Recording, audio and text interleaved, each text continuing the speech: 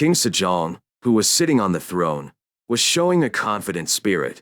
The tribal leaders, overwhelmed by the momentum, knelt down and showed respect as soon as they saw King Sejong. Sejong, who saw the tribal leaders paying homage to him, gave an order in Joseon language. "Stand up." The tribal leaders stood up with surprised faces at King Sejong's proficiency in the Joseon language.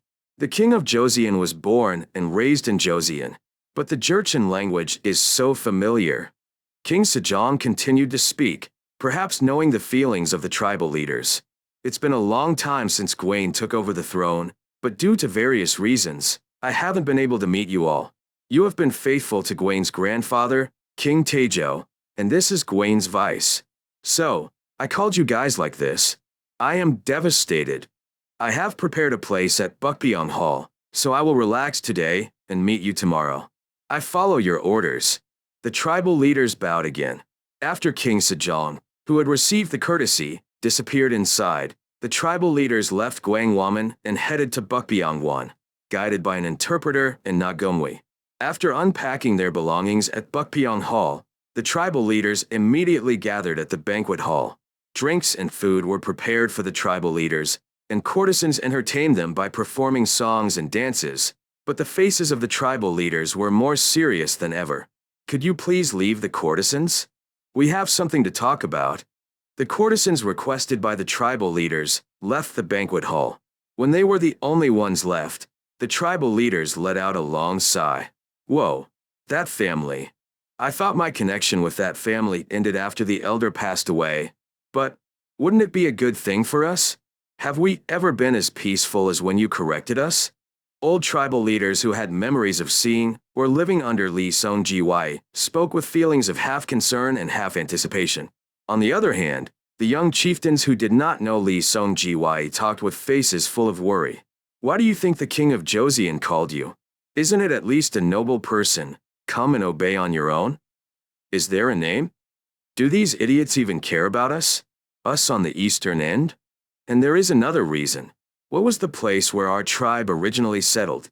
Those old noblemen call him a great old man, and even now, Jeoljeolmi is an area ruled by Lee Seong-gi.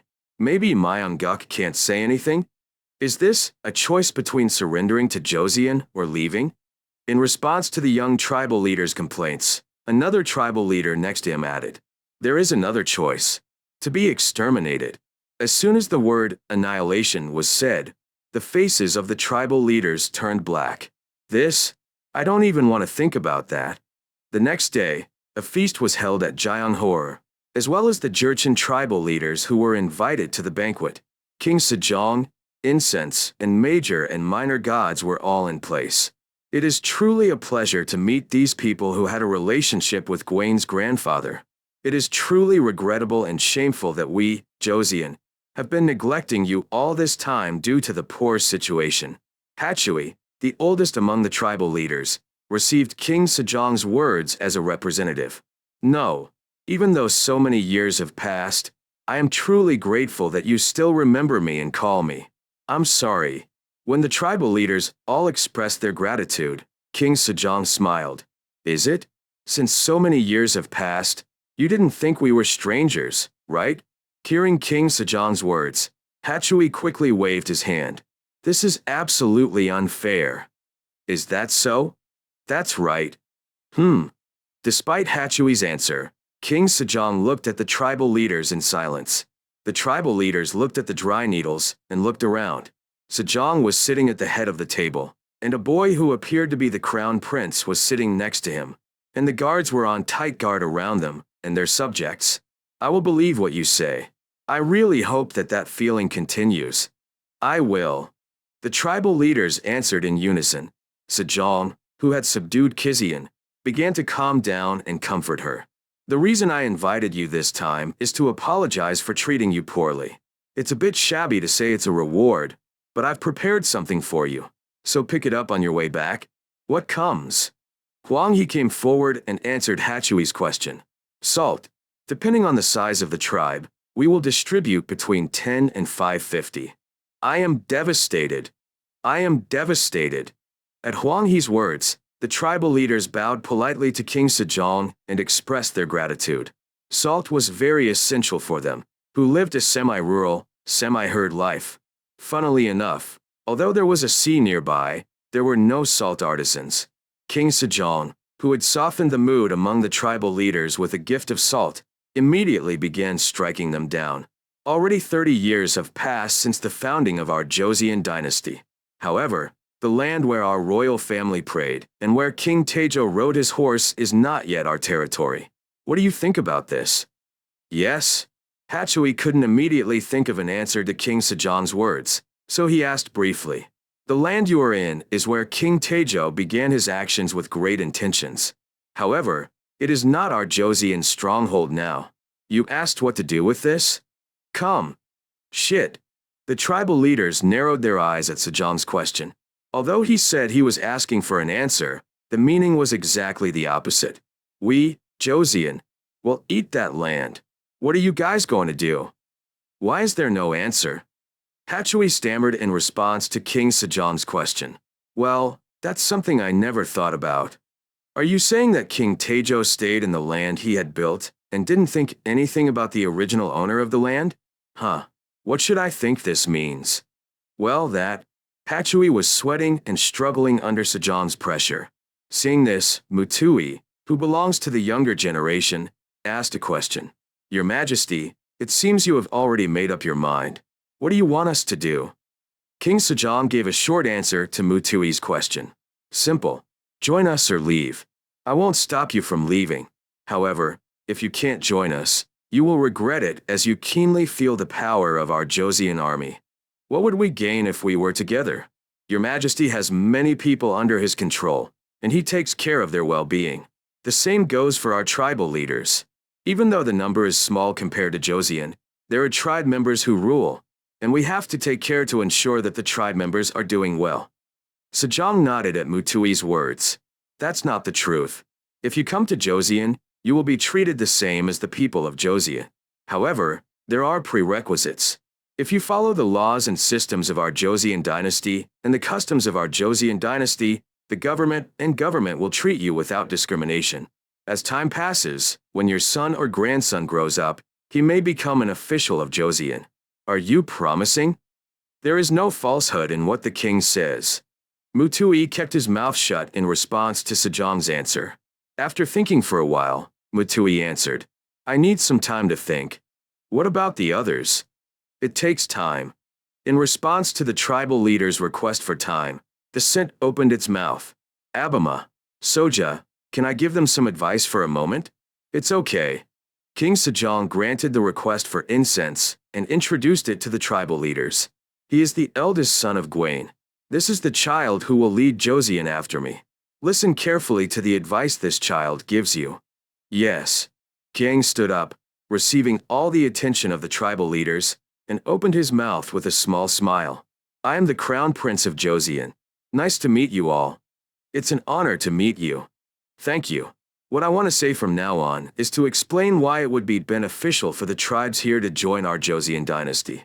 The biggest thing that is causing you concern right now is probably the issue of Hang San. Isn't that right? That's right. Mutui immediately answered Hyang's question. Kang kept his eyes fixed on Mutui and continued his words. If we work together with Joseon, this port problem will be solved. Now, Joseon is growing its power through trade with many countries. Growing this size means you need people to work in various areas. In our Joseon dynasty, it is stipulated in national law that compensation must be paid to those who work even if they are merely slaves. So won't the problem of Hang San be resolved? However, most of us only know how to ride horses and herd sheep. As far as I know, I heard that you are good at driving a boat, right?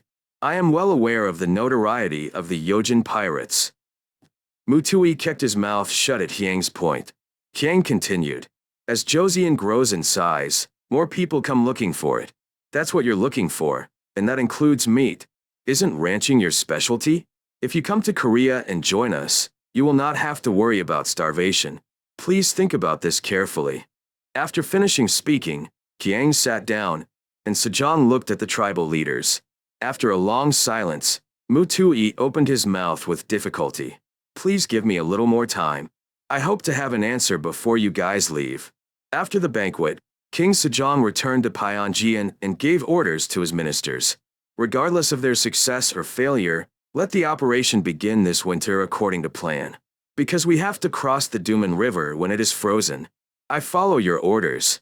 And has the selection of envoys to be sent to the Ming been completed? Ijik immediately answered Sejong's question. The Chief Justice and the presiding judge will go in person. 2 people? King Sejong, who was looking at Meng Sason and the royal court records, nodded. It's okay. Also, has the selection of the special administrator in charge of the administration of the area to be developed this time been completed? Thank the Duke, it's not yet. King Sejong clicked his tongue at Yang Wijing's answer. SK. Still? Isn't there anyone who wants to go that way? Here comes the Emperor. Finish the selection process as quickly as possible. I follow your orders. There was something that Li Jik, who bowed his head, did not say until the end. It's not that there weren't people who wanted to go, but there were too many. Although the governor of Pyongyang province was in charge of governing the western region of the Odori tribe and forming an administrative organization, a special administrative officer was appointed to Hamgil Island due to the special characteristics of the region. There will be some who obey obediently, but there will also be quite a few who rebel. Considering the area and population of the Pioneer area, it is difficult for Hamgil Island to hold the concurrent position of governor. We need a full-time administrator. According to the proposal of the military and the government, King Sejong ordered Wajongbu to appoint an administrative officer who would work together with the special administrative officer. As soon as King Sejong's order was issued, a huge number of requests poured in from the officials of Wajongbu. Please let me go. No, please let me go. I'll show you what bungle session is. Me. Not only the officials of Article 6, but also the officials of the Sahianbu and Sagan submitted self-introductions filled with self-praise. Those who applied all had the same thoughts. Once you go, you may be able to hold out until the palace is roughly finished. This is your chance to legally escape mediation. No, I didn't just shove in my self-introduction. Huge gifts poured into the homes of nobles. Master, what good has happened to you? Suddenly gifts come in? The monks who returned home from retirement were shocked when they saw the mountain of gifts. No, these bastards. Is there anything I can do to get someone to organize documents? Ma'am, send them all back. Yes? These precious things? Don't you know what happened to Captain Cho? Are you going to make our house a mess? Beg money. I'll send it back right away. The situation was also desperate for the monks who returned the gifts. The competition is too strong. No matter who you pick, there will always be someone who is dissatisfied. You have to block it first. As Huang He was sitting blankly discussing the Seojiang Danja, today's personnel records, for the selection of special administrative officers, Li Jik called out to Huang He. Wui Yuizhong, what are you doing? Think about something else for a moment. I'm sorry. In response to Huang He's apology, Meng Sason, who was next to him, criticized him. There is a lot of work to do. The chief minister's gaze is already not good. So let's do our best. I'm sorry. Wow, that guy's personality has become really harsh. Where is Captain Meng, whom I knew before, gone? Huang He, who was looking at Sukyang Danja while complaining about Meng Sason, who had become irritable due to the harsh treatment he received from King Sejong and the heavy workload, complained softly. People like this would be perfect for criticizing the chief minister. I'd rather. Huang He, who suddenly stopped speaking, suddenly stood up from her seat. I will leave first. No, Captain Huang. Thank you. Li Jik and Meng Sason called out desperately as they watched Huang He quickly disappear. But Huang He did not even look back. That night, Gangyangjan, King Sejong called for a funeral and talked about various things about state affairs. As some time passed, King Sejong secretly gave notice to the officers and governors. Why don't the officials and the governors just retreat now? In response to King Sejong's words, the officials and state governors all expressed their refusal. How could your majesty go away while attending to official duties? We must perform the duties of the minor gods. Thank you for your hard work. Tisk. If they go out, I too will rob the crown prince. I've been a bit stuck on character research lately, so it's been a while since I finally got some free time. If you guys hold on, my precious time will be wasted. King Sejong, who sat firmly in his seat and whetted his appetite while watching the officers and bookkeepers recording his every move, eventually quietly organized his documents. Gwaine is now, Majesty. This is Woizhong's entrance exam. At the merchant's words, King Sejong stopped organizing his documents and straightened his posture. Come on in. After a while, Huang He came in and politely bowed. After receiving the courtesy, King Sejong asked Huang He, "Why did you come all the way to Yi at such a late hour? Would you please leave the officers? Sejong shook his head at Huang He's request. If it is something that the magistrates cannot hear, the governor will not listen to it either. Huang He gritted her teeth at Sejong's refusal. Then I will tell you. Tell me. As the two people talked, King's thoughts wandered off to the side. Are you two playing Go-Stop? In the end, Huang He got to the point. This is about the special administrator to be appointed for the development of the Duman River. If that's the issue, wouldn't it be okay to talk about it during the day or tomorrow during assembly time? Of course, it's already been 5 days since I issued my decree. Only 5 days have passed. Do you know that Joseon is roasting beans and eating them at lightning speed? Huang He cried out inwardly at Sejong's words. Even though his subjects worked hard to get things done, King Sejong was always dissatisfied. Is this the best? Does it take that much time to just handle something like this? When the report was published, 6 or 7 out of 10 people had to hear this kind of criticism. Of course, when Huang He first became a prime minister, he was 10 out of 10. However, even when the monks heard these scoldings, they did not have enough excuses. It was because of the crown prince. The amount of work that King Sejong had to handle in order to proceed smoothly was enormous. In order to increase efficiency in this area, a considerable amount of work was already assigned to the village head. King, who was in charge of the work, showed a quick processing speed even though there was a lot of work in the lab in Area 51. And the result of the work done in that way was almost nothing to point out to the officials and ministers. Thanks to this, the ministers had little to say even when King Sejong scolded them for handling issues. Well, compared to what I heard, it's really, I will do my best. The reason why Hyang handled things like this was because of Hyang's ability based on 21st century experience, but there were also other things. The vast majority of the work received and handled by the township was related to the finances of the 6th group, starting with Hojo. Even mental arithmetic has its limits. Let's use mountain branches. I'd rather just tell fortunes. While living in Joseon, one of the scents that I had the hardest time getting used to was Sangji. To solve this problem, the county actively distributed abacus, which was just beginning to be introduced. However, when they saw the abacus, everyone, including noblemen and merchants, reacted indifferently. Sanjigaji is enough. Do you need to bother learning and using the abacus again? No matter how many times it was tried, the same reaction occurred every time. So Hyang had no choice but to wave the white flag.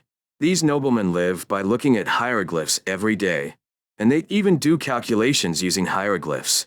In the end, the abacus became an object used only by a few people, including incense. Anyway, Hyang, who was overwhelmed by the numbers, had to complain while looking at the report. I missed the Casio calculator sitting on my desk in the 21st century. Hyang, remembering the calculator that was always placed wherever calculations were needed, from the checkout counter at a corner store to the desk of a civil servant, suddenly snapped his fingers. If it's a calculator, here's a very powerful one. Hello. Yes, sir. Go and tell Chief Lee Sunji to come. Yes, sir. In the end, he was able to use the human supercomputer, using the high-performance astronomical telescope that he was able to make thanks to saving a glass craftsman. Of course, Hyang clenched his fists when he saw Lee Sunji's expression, which occasionally gave the impression of "don't you know that? I will definitely make a calculator, even if it means rolling Jang Yong-sil until it dries out and wears out." Although she grumbled internally at Sejong's scolding, Huang He gritted her teeth and continued because there was something she had to gain. I am truly humbled that you have been heartbroken because of the lack of ability of your subordinates. So, we paid special attention to this special administrative officer. Written, I commend myself to God. Huh. When Huang He recommended himself as an administrator, King Sejong and Hyang's eyes widened. Why do you want to go? And that too after giving up his position as a political minister? Isn't there anyone who holds a government position in Joseon and doesn't want the position? In response to King Sejong's question, Huang He explained the reason. The special administrator appointed this time must manage a group of 6 sets of officials under his command. In order to run this group smoothly, someone with extensive experience in Article 6 is needed.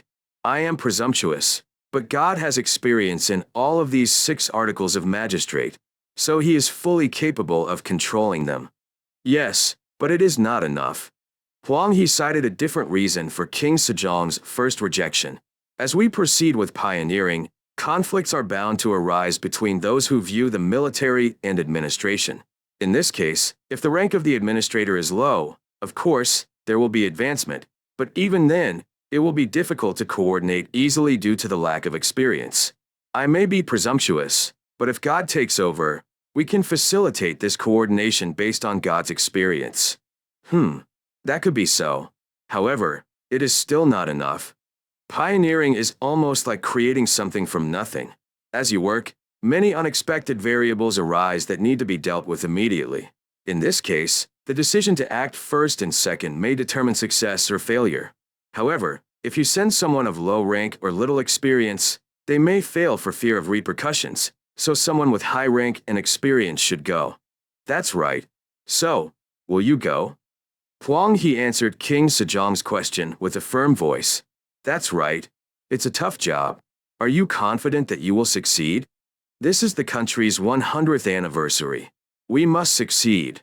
When King Sejong showed hesitation, Huang He reached into her sleeve and took out a scroll. I will present it to your majesty. King Sejong, who received the scroll through a merchant ship, looked at Huang He without even untying the knot. What is this? This is an item that records all of God's wealth. If God fails to carry out his indulgence, or if his majesty does not meet the standards you have in mind, then he may put all of God's property into the treasury. It is a punishment for not doing things properly, so God will accept it happily. King Hyang, who made an interesting face at Huang He's words, relayed to herself, Huang He, all in. Is it a jackpot or an O-ring? Sejong opened the scroll with a small snort and looked at Huang He. For some time now, there has been a rumor going around in the private house that the Lord is going to give his children a portion of the money, so the children are excited. Before or after this list of bonsai? How to do that? Huang He could not properly answer Sejong's unexpected question and paused for a moment before answering. Bonsai exhibition is here. If you investigate at Hojo, everything will come out. It's definitely a bonsai exhibition. Is it? Sejong, speechless, looked at the items carefully and then looked at Huang He. Wuijong. Yes, Your Highness. Are you really confident? I will do my best. As the Lord said, this is the 100-year plan of our Joseon dynasty. If there is even the slightest inadequacy, no. Would you like to ask again? Are you confident that you can take on all that responsibility and complete the great plan? If I fail, I will bury my bones there. If you fail, the recorder will be the place to bury your bones. I will keep each bone in mind. In response to Huang He's answer, King Sejong rolled up the scroll, put it aside, and answered, I understand your decision well. However, it is not possible to decide whether to accept or reject it here. Let's talk about it at tomorrow's assembly. I follow your orders. I will leave like that. Please rest in peace. Please be careful. Huang He came out and looked at the moon in the night sky. Other times she looked so gloomy, but today she even looked refreshing. Huang He clenched her fists.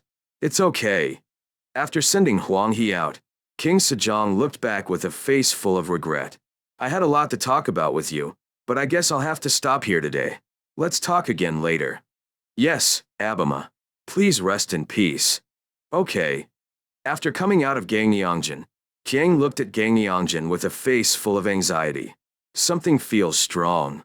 The reason why Sejong called today was unclear. Although it was said to be to discuss national affairs, the importance of the matters being discussed was low. Kiang, who was looking at Gangneongjin with the lights on, turned around and muttered, "Isn't this something where Wulijang should go? Not me?"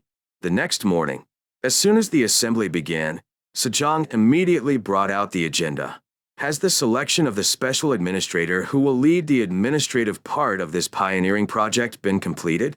In response to King Sejong's question, Yangwijing Li Jik bowed his head. "I say to you, Your Majesty, but the gods are not intelligent." I don't have much time. Here comes the emperor. So, I thought about it. Wu Yuizhong will serve as special administrator. With your experience, you will be able to resolve any variables that arise. Due to King Sejong's decision, all the ministers' eyes were focused on Huang Hui. Huang He, receiving all the attention of her subjects, bowed deeply and answered, "God Huang He, I will complete the 100-year plan of Joseon through redevelopment. I'll try to believe it. Absolutely. I will not betray the trust you have shown me." Meanwhile, all the ministers who listened to the conversation between the two people thought the same thing. Does this smell? That afternoon, a report was received that the Jurchen tribe leaders who had visited Hanseong by invitation were returning. The tribal leaders gathered in the front yard of Junjeongjin saluted King Sejong in unison when he appeared. After giving a light reply, King Sejong went straight to the main topic. "Okay, have you reached a conclusion?" In response to King Sejong's question, Hatchui and Mutui stepped forward. "The home of our tribe was originally the home of King Taejo, so it is natural that your majesty should inherit it. Also, the oath of loyalty offered to King Taejo is still valid. I am grateful for the favor you have shown me, and I gladly accept your orders." King Sejong responded with a bright expression to Hatchui's answer. "Thank you so much. Once you come to Joseon, you will never regret it." "I am devastated." Hatchui and the tribal chiefs expressed their gratitude. After sending off the tribal chiefs, who had received generous gifts in addition to the promised salt, King Sejong looked back at his subjects. "I guess I can take a breather with this. So let's speed up. Weijong." "Yes, Your Highness. You have been appointed as an administrator, so please begin finalizing the appointment immediately. I would like the results to be submitted within 3 days. It would be possible with the power I heard from Abima, right?" Huang He's face turned pale at Sejong's words. That vicious king was already thinking of sending himself to the recorder. "Why? Are you not confident? Well then, I will definitely finish it within 3 days. I'm looking forward to it." Huang He returned alone to the Wajangbu government building and began searching for the Seo Kyungdon. Huang He gritted his teeth as he searched through the books. "It's me, Huang He. My name is Huang He. I am Huang He, whom even King Taejong loved." Although he was exiled for a while, due to the issue of Yangneong's deposed crown prince, he was trusted enough to release the exile as soon as King Sejong inherited the throne and call him a royal court. "I will make sure that King Taejong finds out why he acknowledged me. I will make sure you know why I am Huang He." Grinding his teeth, Huang He searched around for the Seojeongdons. "First, take out those who volunteered to join. You have to choose from Tashin. We need to find people who are good at their jobs but don't want to move." After searching through hundreds of Seojeongdons, Huang He first selected one person from Li Zhou. "This bastard is enough. Li Zhou and Kim Jong-seo." The evaluation of Kim Jong-seo by his superiors and colleagues was as follows. "A cow that doesn't want to leave the barn. A guy who thinks the outside of Hanseong is hell. He's good at his job, but he loves Hanseong so much." Kim Jong-seo loved Hanseong so much.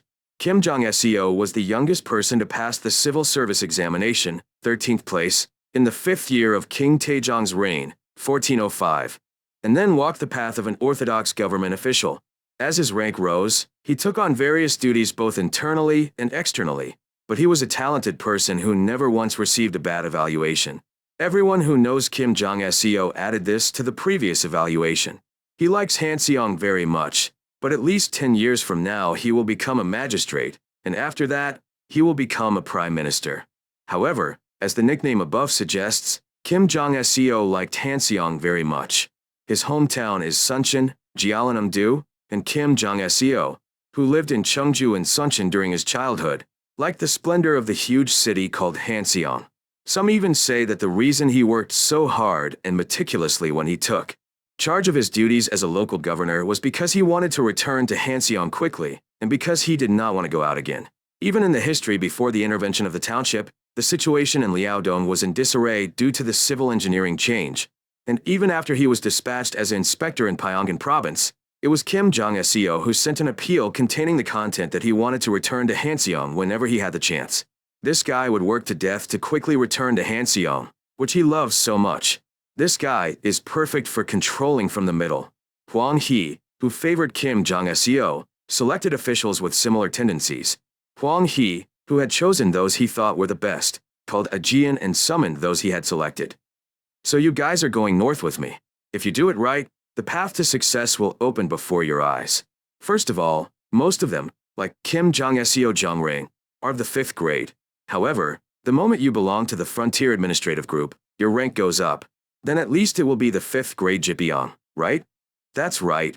If you return after working hard for 5 years in the north, His Majesty the Lord will give you the 4th rank of Servant, if you do well, and the 4th rank of Jong if you do well. Then, you will be at least 2 levels higher than you are now. Do you think it will be possible within 5 years, even if you work hard just in this Hanseong? Maybe it will be difficult? Those gathered in response to Hwang Hee's question nodded without realizing it. Except for one person. I think it's possible? It was Kim Jong-seo. Hwang Hee screamed at Kim Jong-seo's words. Mind, even if you die, you have to come with me. Where are you thinking about getting your ass out? Kim Jong-seo kept his mouth shut with an expression full of dissatisfaction at Hwang Hee's words. Hwang Hee, who glared at Kim Jong-seo, continued explaining to others. And there is one most important point. According to our current plan, the area to be acquired this time is about 1.5 times the size of Hamgil Island. It's spacious. Huh. The officials who were brought in by Hwang Hee's words all sighed. They know one thing, and don't know the other. How many Jurchens do you think there are in such a large area? Huh. When the officials' ears perked up at Hwang Hee's words, Kim Jong-seo struck the candle. But, at the very least, won't the movement of the people continue? Then wouldn't the workload be a lot?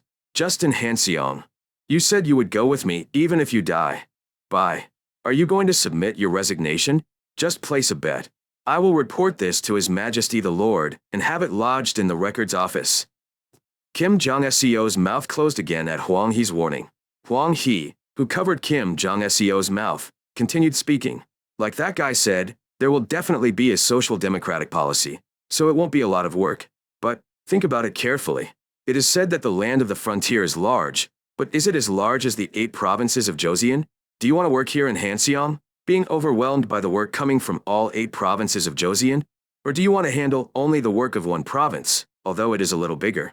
Everyone except Kim Jong-seo responded in unison to Hwang Hee's words. I'm going north. John, even if you die, you're going to the north with me. Kim Jong-seo became tearful due to Hwang Hee's scolding. After receiving responses from those selected in the first round that they would join in, Hwang Hee moved on to the next step. Now, you can't do everything from start to finish, right? Then you need to select people to work under you. How many people would be good? Of course, there is a saying that more is better, but if there are too many, it is certain that approval will not come out, so choose an appropriate number. At Hwang Hui's command, the officials began calculating in their heads what the appropriate number would be. At that very moment, Kim Jong-seo opened his mouth. In the case of this group, there are 5 Hyangams or Chalbangs of the 6th grade who will manage the village to be formed in the settlement, 10 people to assist them, and 5 people to analyze administrative issues that will arise in the settlement. There are 20 people in total. About 20 doctors are also needed to prevent disease outbreaks and epidemics, especially smallpox. Among them, there should be at least 5 medical women. In the case of military coordination, most of the work will be handled by the military that will advance into the frontier, so about 6 people will be enough, and cooperation will be about 8 people. As for the criminal department, the military will be largely responsible for security issues, so about 6 people would be appropriate. Hwang Hee looked at Kim Jong-seo, who immediately started pouring out words, and gave him a puzzled look. Kim Jong-seo continued his explanation, perhaps aware of Hwang Hee's gaze. In the case of Yejo, in anticipation of an unexpected encounter with a famous country, about 4 people. including an interpreter, would be appropriate. The biggest problem is that it is necessary to prepare a new land register while resolving land disputes between the Jurchen tribe and immigrants, as well as organizing the family register of those who will come as civilians. Although the tax exemption policy will continue for the time being to promote private citizens, the problem of financial expenditures such as the construction of various facilities must also be resolved. So 48 people is the best, but it is certain that it is unreasonable given the current government situation. So, it would be best to have about 30 people, and with about 24 people, it would last for at least 5 years. Everyone, including Huang He, blinked at Kim Jong-seo's answer that came out in an instant. The first to come to his senses was Huang He. Also, if you're in need, it works. I want to return to Hanseong as quickly as possible, so I'll do it right away. You chose the right one. After coming to their senses, the officials reviewed Kim Jong-seo's plan. Everyone nodded right away, as they were all recognized for their skills. I think Kim Jong-seo and Jong Ring's opinion is the best. Okay, then, first, select candidates 1.5 times the number of candidates and bring them to Seojeong Danger. If you want to be comfortable, you'll have to choose the right one. The period is 1 day. Move now. Ancient. At Huang He's words, the officials scattered. Huang He muttered to herself as she watched the officials disappearing into the 60 Joy office. It takes a day to select candidates, a day to go through screening and form a team, and then it takes 2 days. If that happens, the Lord Sang will have nothing to say. When Huang He, satisfied with her conclusion, was nodding her head, the door burst open and Meng Sasong came running in. Look, Captain Huang. How can this be? What do you mean? In response to Huang He's question, Meng Sasong shouted, You're giving a bribe to the chief minister. This makes sense. It's not a bribe. It shows my resolve. By the way, how did you know? I found the officer who recorded last night's incident and found out, no. That's the problem now. What are you going to do to me if I get out of the Taejon? It won't be long before young Wijing becomes an envoy to the Ming. Then I will be the only one left among the monks. The vice admiral is gone and will be back soon, and my vacancy will be filled right away. So what are you worried about? This person, really? Meng Sasong got angry right before he grabbed her by the collar, but Huang He did not back down. Do you feel sorry for the captain? I too am desperate. I, who has been recognized for my abilities since the time of King Taejon. Do you know what I hear most from the Lord Sang these days? This is an opportunity for my abilities to be recognized. Otherwise, my life has been denied. Her. Hearing Huang He's words, Meng Sasong sat on the chair with a dejected expression. This was because he also understood Huang He's feelings to some extent. In the end, after a while, Meng Sasong had to admit the reality. Please be considerate. Thank you. 2 days later, Huang He compiled a list of officials to accompany him and submitted it to King Sejong. It's okay. Go ahead. Yes. And please be considerate. If you lose your respect, you will be very heartbroken. Hearing King Sejong's words, Huang He bowed deeply. I am devastated. I forgot. For the members of the administrative unit heading to the north this time, learn how to shoot a mounted gun at the training center until departure. You mean the Führer? In response to Huang He's question, King Sejong explained the reason. Aren't the Jurchen people famous for their cunning? Just in case, shouldn't we at least prepare for self-defense? This is all done for the safety of the officers and members. No. Wouldn't it be the end if even civil servants had to listen to the president? Huang He bowed her back, suppressing what she wanted to say as above. I am truly devastated by your majesty's concern for the gods. In this way, Huang He and the officials had to learn how to handle, shoot, and manage a horseback gun at the training center 2 days before departure. As they became comrades, the soldiers who would pioneer the Jurchen region gathered in Hanseong and held a departure ceremony. At the departure ceremony, King Sejong reminded the soldiers of the gravity of this event. I know full well that moving in winter is not easy. However, this is our Joseon's 100th anniversary plan. Don't forget that the future of our Joseon dynasty rests on your shoulders. Then, I wish you good luck. In response to King Sejong's sermon, the soldiers raised their arms and shouted for a lifetime. Your Majesty the Lord, live forever. 1,000 years. 1,000 years.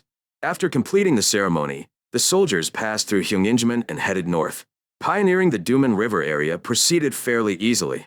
Most of the Jurchen tribe leaders obediently kept their previous promises and obeyed. There were also tribes that broke their promises and resisted with force, but those tribes were annihilated by the overwhelming firepower of the Joseon army. While the Joseon army was gradually expanding its territory at the front, officials led by Huang Hui were rapidly adjusting administrative districts at the rear. Farmland was distributed among the noble Jurchen tribe and the peasants who came to the common people. Administrative districts were assigned, and local officials were appointed. I think it would be a good idea to appoint those we brought with us to important points, and to appoint tribal leaders as leaders in other areas. Huang He nodded to Kim Jong-seo's suggestion. That would be best. So, first of all, we will appoint local governors here, and for other regions, and as a local governor. Huang He kept nodding her head and liking the sight of Kim Jong-seo identifying and reporting on the areas to be governed directly by local officials dispatched from Joseon and the local officials appropriate for them. As expected, I want to return to Hanseong as quickly as possible, so I'll make sure it's handled. You chose well. When things were going smoothly, a major accident occurred in Hanseong. May, the 9th year of King Sejong's reign, 1427, Jongminayan, an incident occurred in which Seo Dao, the son of Joseon, the chief judge, beat and seriously injured Pietro, a glassmaker. The beginning of the incident was truly absurd. The reason was that Raphael and Pietro just passed in front of Seo Dao, who was walking down the street, without showing any courtesy. Have you seen such a cheeky guy? Know who I am. Bring those bastards in right now and put them in the water. Jayamin, nowadays deacon, who had been obeying Seattle's orders, stepped forward to stop him. West, the author is a foreigner. Haven't you heard the rumor? It means that His Majesty the Crown Prince loves him. I don't want to hear it. No matter how much the Crown Prince cherishes him, he cannot ignore this kind of rudeness. Catch me now. Mr. West. Hurry. At Seattle's command, Jayamin sighed softly and gestured to the servants who followed him. At the Jayamin's gesture, the servants chased after Pietro and Raphael with clubs in their hands. Stand! Pietro and Raphael, who were heading towards Area 51 without thinking, started running without even looking around when men with clubs ran towards them. Raphael shouted to Pietro as he ran for dear life. You damn bastard! This time, you played a trick on a woman from a certain house again. As he became accustomed to the Korean language, Pietro found the inside of Area 51 too stuffy and rented a house outside. While living abroad with Raphael, Pietro clearly revealed the Italian man's playboy nature. Thanks to this, I was beaten or chased several times. That's why he ran away as soon as the men with clubs came running, and Raphael was the reason for this. Pietro responded to Raphael's words with an expression of resentment. Not this time. Probably not. Amarani. What bullshit. Gotcha. I feel bad that I was the first to tease him. What bullshit. After a chase, Seattle's servants caught Pietro and began beating him with clubs. At that very moment, the soldiers of Area 51 came rushing in, along with Raphael, who ran away first. You guys, what are they doing? Beating up officials wearing official uniforms. Hello. Arrest them all. Upon hearing that Pietro had been beaten and seriously injured, Kang immediately sighed. Whoa, are you saying that you were tricking a woman from a certain house again this time? They say that's not true, they just beat me up for not being polite. What does that mean? After receiving a report from Area 51 security captain, Kang dug into the case in detail. Kang, who found out the whole story, hit the desk. Is there such a damn bastard? Where have you been acting like a bully? I will respond to abuse of power with abuse of power. Kang ran straight to Sejong. Abama, did you hear? Heard. This is a truly nasty incident. The criminal Seo Dao must be severely punished. Beating an official in uniform in broad daylight is a serious crime. In addition, there are ongoing reports that the sinner's daily behavior was that he believed in his father's authority and committed all kinds of evil deeds, so this is also a serious crime. We must eradicate it from the root before the social situation of innocent by authority, guilty by no choice, innocent by inheritance, guilty by no decision takes root. While King Sejong was pondering Hyang's words, Joseon, whose face was pitch black, approached King Sejong with a scroll. Something? This is Sejikso. This happened because I failed to properly discipline my child, so I feel deeply responsible and would like to resign on behalf of my child. I would like to refute the words of Abama, Soja, and the sentencing judge. Please grant it. Kihi. After King Sejong gave permission, Hyang criticized Joseon. The sentencing sentence is truly shameless. Do all sins disappear through resignation? Even if you resign and return to your hometown, it is certain that you will live off your fortune and power. Is that punishment? Abama. Soja, I'm asking you. Please punish the criminal as prescribed by the law. Hearing Hyang's words, Joseon immediately bowed down on the floor and cried out earnestly, Your Majesty, sinners are God's only sons. Please have mercy. In the end, Joseon was dismissed from office, and his official title were restored, and Seodao, the convict who committed the crime, was given 100 lashes, demoted to a Seoan, and banned from office for 3 generations. And for the crime of assaulting a government official wearing official uniform, Seattle slaves and butlers were all executed. The small people are being treated unfairly. Shut up. If he was wearing official uniform rather than plain clothes, he would know that he was an official of the country. So what is wrong with assaulting such a person? I said it was a door-to-door escort. It has been revealed that you guys have done more than one evil deed under the pretext of being rude. So what is unfair about it? Execute the sentence immediately. On the day that Seodao was sentenced to death with a club, the governor ordered the soldiers to beat him with a club. Knock it down with all your might. Yep. That day, Seodao received 100 blows from a club with all his might and became an asshole. Joseon, who received her son who had become crippled, returned home shedding bloody tears. Even if my son has sinned, this is too much. Crown Prince, I will never forget this. Huang He, who heard this fact through the butler who came riding from Hanseong, let out a long sigh. So, what did your wife say? If you think about the sadness you've received so far, I see what you mean. Was it the effect of the scent? The changed history was being subtly distorted. Huang Hui's daughter, who had married Seodao, was unable to inherit the heir. If Huang He had not been her father-in-law, she would have had nothing to say even if she had been kicked out. But because of Huang He, her daughter was able to keep her position. However, when Seedal's concubine, whom she openly accepted, gave birth to her son, she was experiencing the hardships of living as a married woman. In the end, Huang He had to write and send an appeal to King Sejong asking him to allow his daughter to divorce. Huang He, who handed over the appeal, let out a long sigh. The incident has been resolved, so why am I so anxious? Unfortunately, an even bigger incident awaited Huang He. It was a case involving Huang He's 2 sons. There was heavy rain during the summer monsoon season that year when the Seodal incident occurred. Due to heavy rain, contaminated water leaked from the Gahoksan gold mine and flowed into nearby rice fields. Get married. Jangia, go to the rice fields quickly. There's an uproar. There's chaos. Yes? Jang Dulso, who ran to his rice field at the shout of a neighboring farmer, collapsed and sat down on the spot. The rice fields were full of muddy water with all sorts of foul odors, and the rice plants that had been growing well were turning yellow and drying out. What kind of fuss is this? Dispatch an investigator immediately to determine the cause. King Sejong, who received the report on the incident, immediately dispatched an investigator. For King Sejong in the government, the mines of Mt. Gahok were very valuable. Joseon maintained maximum secrecy in the process of developing gold and silver mines to avoid interference from the Ming dynasty. Therefore, most gold and silver mines were located in remote areas, including Gangwon-do. As a result, although secrecy could be maintained, transportation and storage of mined and refined gold and silver became a problem.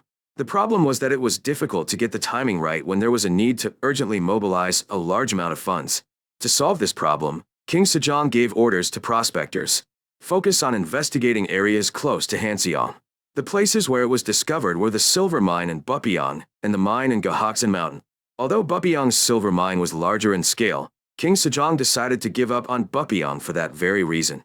If people find out that our Joseon produces a lot of silver, people will attack us. Keep it covered for now. This is an excellent decision. The place chosen was the mine of Mt. Gahok. Although the quantity was small, gold, silver, and copper were all produced, making it the optimal mine for King Sejong to provide a suitable excuse for the Ming dynasty. We found a mine, but as you can see, the amount of mining is too small. Don't worry about the name. When Hyang heard the news of the accident that occurred near Mt. Gahok, he immediately knew the cause. Maybe the mine wastewater was the problem. In the process of refining gold, silver, and copper, highly concentrated acids were used, resulting in the generation of large amounts of contaminated water containing heavy metals. In addition, large quantities of heavy metals were mixed in the leachate gushing out of the mine shaft. In such a situation, the extremely heavy rain during the rainy season mixed with contaminated water and leachate overflowing from the mine shaft, flooding the nearby rice fields. Kiang, who personally visited the site and confirmed the situation, reported the situation to Sejong with the investigator and proposed a solution. We need to purchase all of the rice fields and fields that were damaged this time. I heard that the soil was contaminated with poison. Buy it. Wouldn't it be okay to live in a guest house?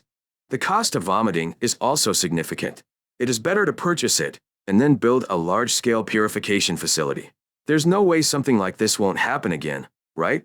In the end, King Sejong ordered Hojo to purchase the contaminated rice paddies and fields. In the process of compensating farmers for damages and purchasing contaminated rice paddies and fields under King Sejong's orders, Huang Hui's sons conspired and plotted the matter. Older brother, have you heard the rumors? Huang Bo-sin, who visited his older brother Huang Chi-sin, mentioned the rumor and attracted Huang Chi-sin's attention. What rumor? The rumor that the government is purchasing the rice paddies and fields around Mtgohak. It's not a rumor, it's a fact.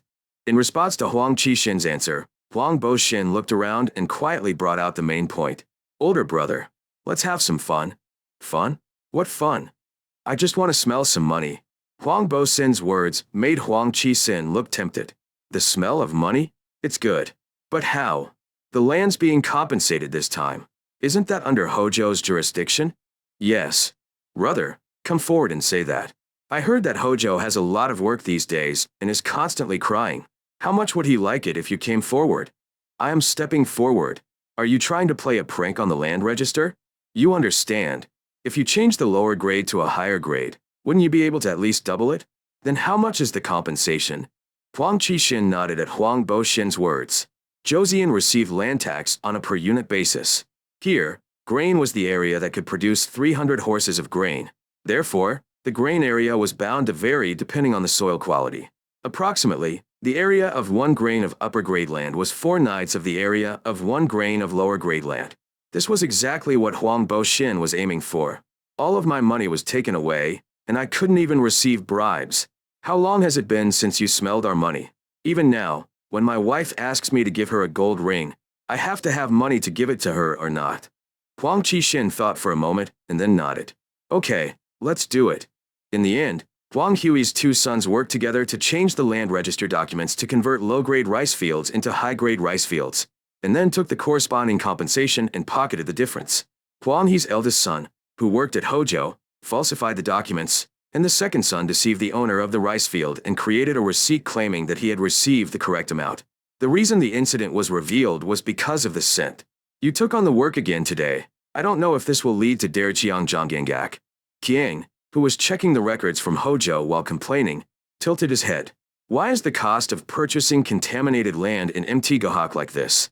Gahoksan was a neighboring neighborhood to the neighborhood where Hyang lived in the 21st century. Because of that relationship, and because he was an important source of income for the government, Kang knew quite a bit of information about Gahoksan. This is a bit strange, Shell? The person who called the eunuch immediately gave an order. Go straight to Hojo and bring back the land register for the Gahoksan area, and the copy kept in the archives. Yes, sir. After cross-checking the land ledger kept in Hojo, the copy kept in the records office, and the land records uploaded during this compensation process, the county confirmed that the documents had been manipulated. You damn bastards. You have to tell Abama. King Sejong was very angry when he heard from Hyang that the official document had been fabricated. This is such an outrageous thing. Hello. Bring Daehyun in right now. Yes, your highness. King Sejong, who summoned Daehyun, immediately issued an order. If necessary, find the culprit, even if it means investigating all of Hojo's officials. I follow your orders. In accordance with the order given by King Sejong, the Sahianbu robbed Hojo's officials from top to bottom. As a result, Huang He's children were found. When both of her sons were imprisoned at the same time, Huang He's wife became thoughtful and once again sent a butler to Huang He. When Huang He heard the news from her deacon, it felt like the sky was falling. Huang He, who was staring blankly at the sky, began to write her resignation letter. This won't be the end. But, even in the history before Hyang intervened, Huang Hui's sons caused a serious accident by forging official documents, and this time, Huang Hui's sons also caused a serious accident. Author's words. Seattle's case was dramatized based on the actual Sinchang Aegean murder case. Huang He's son, Jian, adapted the story based on the theft of the royal palace by his illegitimate son, Huang Young-sing, the related incident of Huang Bo-sin's dismissal from his job, and the case of Huang Chi-sin, who was caught swapping Huang Bosen's guijin and his own guijin.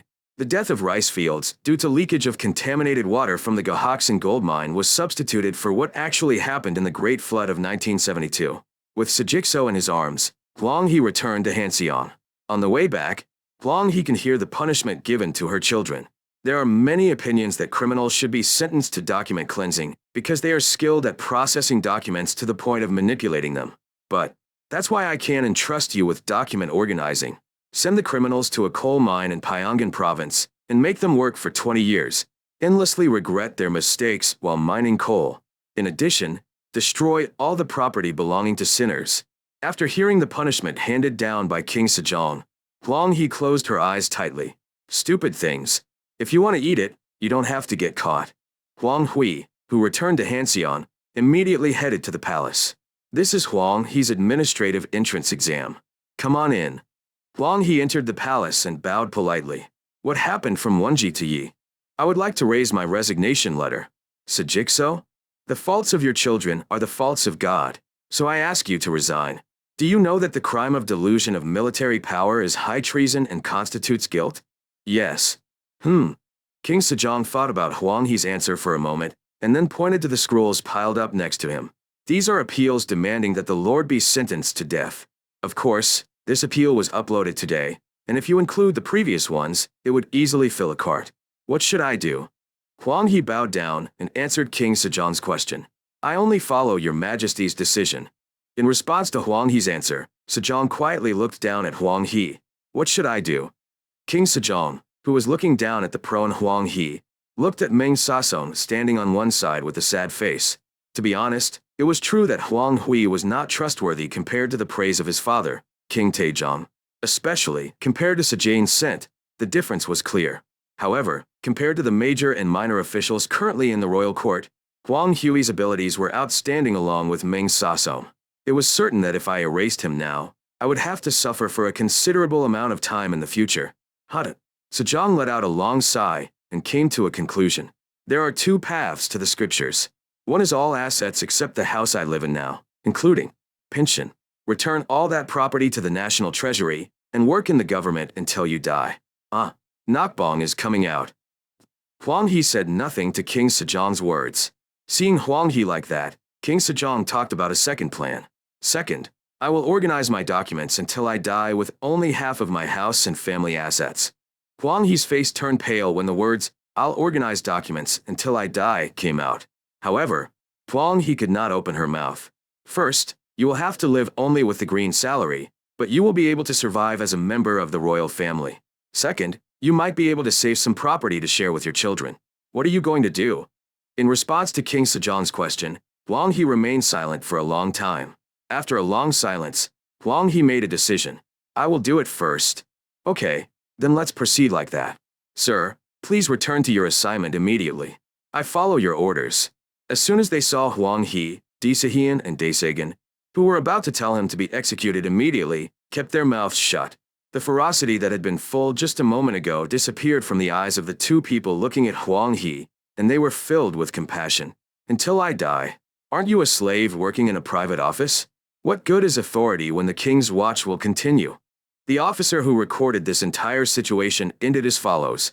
In this way, the punishment for Huang He was decided. Among Pyongyang subjects, there was no one who opposed it or insisted on capital punishment. The officer discusses. Looking at two recent accidents, only one conclusion emerged. Let's educate our children well. After Huang He opened the door to a public life without retirement, Tiang concealed his bitter feelings and moved to finish the work at Gahoksan mine.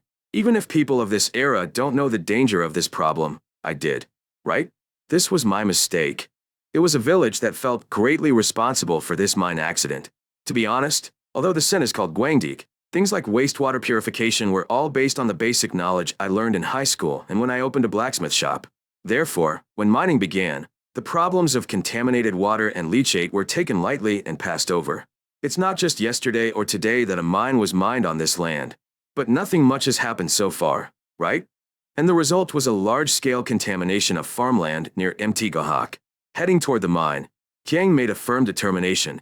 Even if you only know the basics, you must act to reduce damage as much as possible. With such commitment, The township began construction of a large wastewater treatment plant at the mine to prevent the problem of heavy metal pollution. It was a primitive purification facility that used large quantities of sand, gravel, charcoal, and limestone. But the scent seemed inevitable. This is the best for now. Due to the limitations of knowledge, what was created was that large-scale wastewater purification facility, and we could only hope for a little improvement. Returning to the palace, Kang made a firm determination. We need to mobilize artisans from the lab in Area 51 to conduct research, before it's too late. After finishing work on the mine, Kiang walked towards the residential area near Area 51. There's a long way to go, but I'm still in trouble. The scent was grumbling and hastening its steps. Right now, I was on my way to see Pietro and Raphael. After the incident ended with Seodao becoming a cripple, Kiang did not look for them because he was busy resolving the mine accident. Now that the mine problem had finally been resolved, Kiang was the first to visit them. Pietro, whose right arm was broken after being beaten by Seodale's servants, was receiving medical treatment in a rented house. I need to fix it quickly. How much money are you giving me? A sharp voice was heard in Hyang's ear as he arrived in front of Pietro's house, accompanied by a medical doctor, to ensure Pietro's speedy recovery. Yes, you bitch. Why is such a bitch here? What are you saying, you bitch? Who is calling someone else's wife? Huh. I can roughly predict the situation. Kiang, who sighed at the sharp shouts of the women as if they were tearing apart, beckoned to Jimliwi. Open it. Yes. When the door opened, the expected scene appeared. The sight of women wrestling and holding each other's hair caught my eye. After seeing the two women with wild hair fighting like crazy women, Kiang sighed and gestured to the guard. Huh. Make it stop. Yes, sir. The guard officer screamed at Hyang's command. You bitches. What a bizarre thing to do in broad daylight. What are you doing without stopping right now when His Majesty the Crown Prince is here? You really want to taste spicy food. As the guard shouted sternly, the women who were fighting fell to the ground. I see you, Crown Prince. Please just spare my life. Please save me. Woda. Kiang heaved a long sigh and pointed out the front door with his hand. Get out now. Yes, yes. At Hyang's command, the two women quickly ran away. After seeing that, Kiang came out of the room and asked Raphael and Pietro who took the bow. As far as I know, doesn't the God you believe in teach you not to commit adultery? In response to the question, Raphael pointed to Pietro and answered in Korean, which was still unclear. Pietro, that bastard. He's a fucking machinist. OMG. Kiang came into the room and asked a doctor to check on Pietro's condition. How is it? The doctor who examined Pietro's broken arm immediately answered the question. It worked out well. Okay, then you can go to work tomorrow. At Hyang's words, Pietro trembled and massaged his arms. I still have to go here. I wish I could rest a little more. Okay? Raphael is working hard on your part now, and the glass workshop is ready to go back. So that means he only needs Raphael? Kiang paused for a moment and glared at Pietro. Then why should I pay a high salary and have two people with me?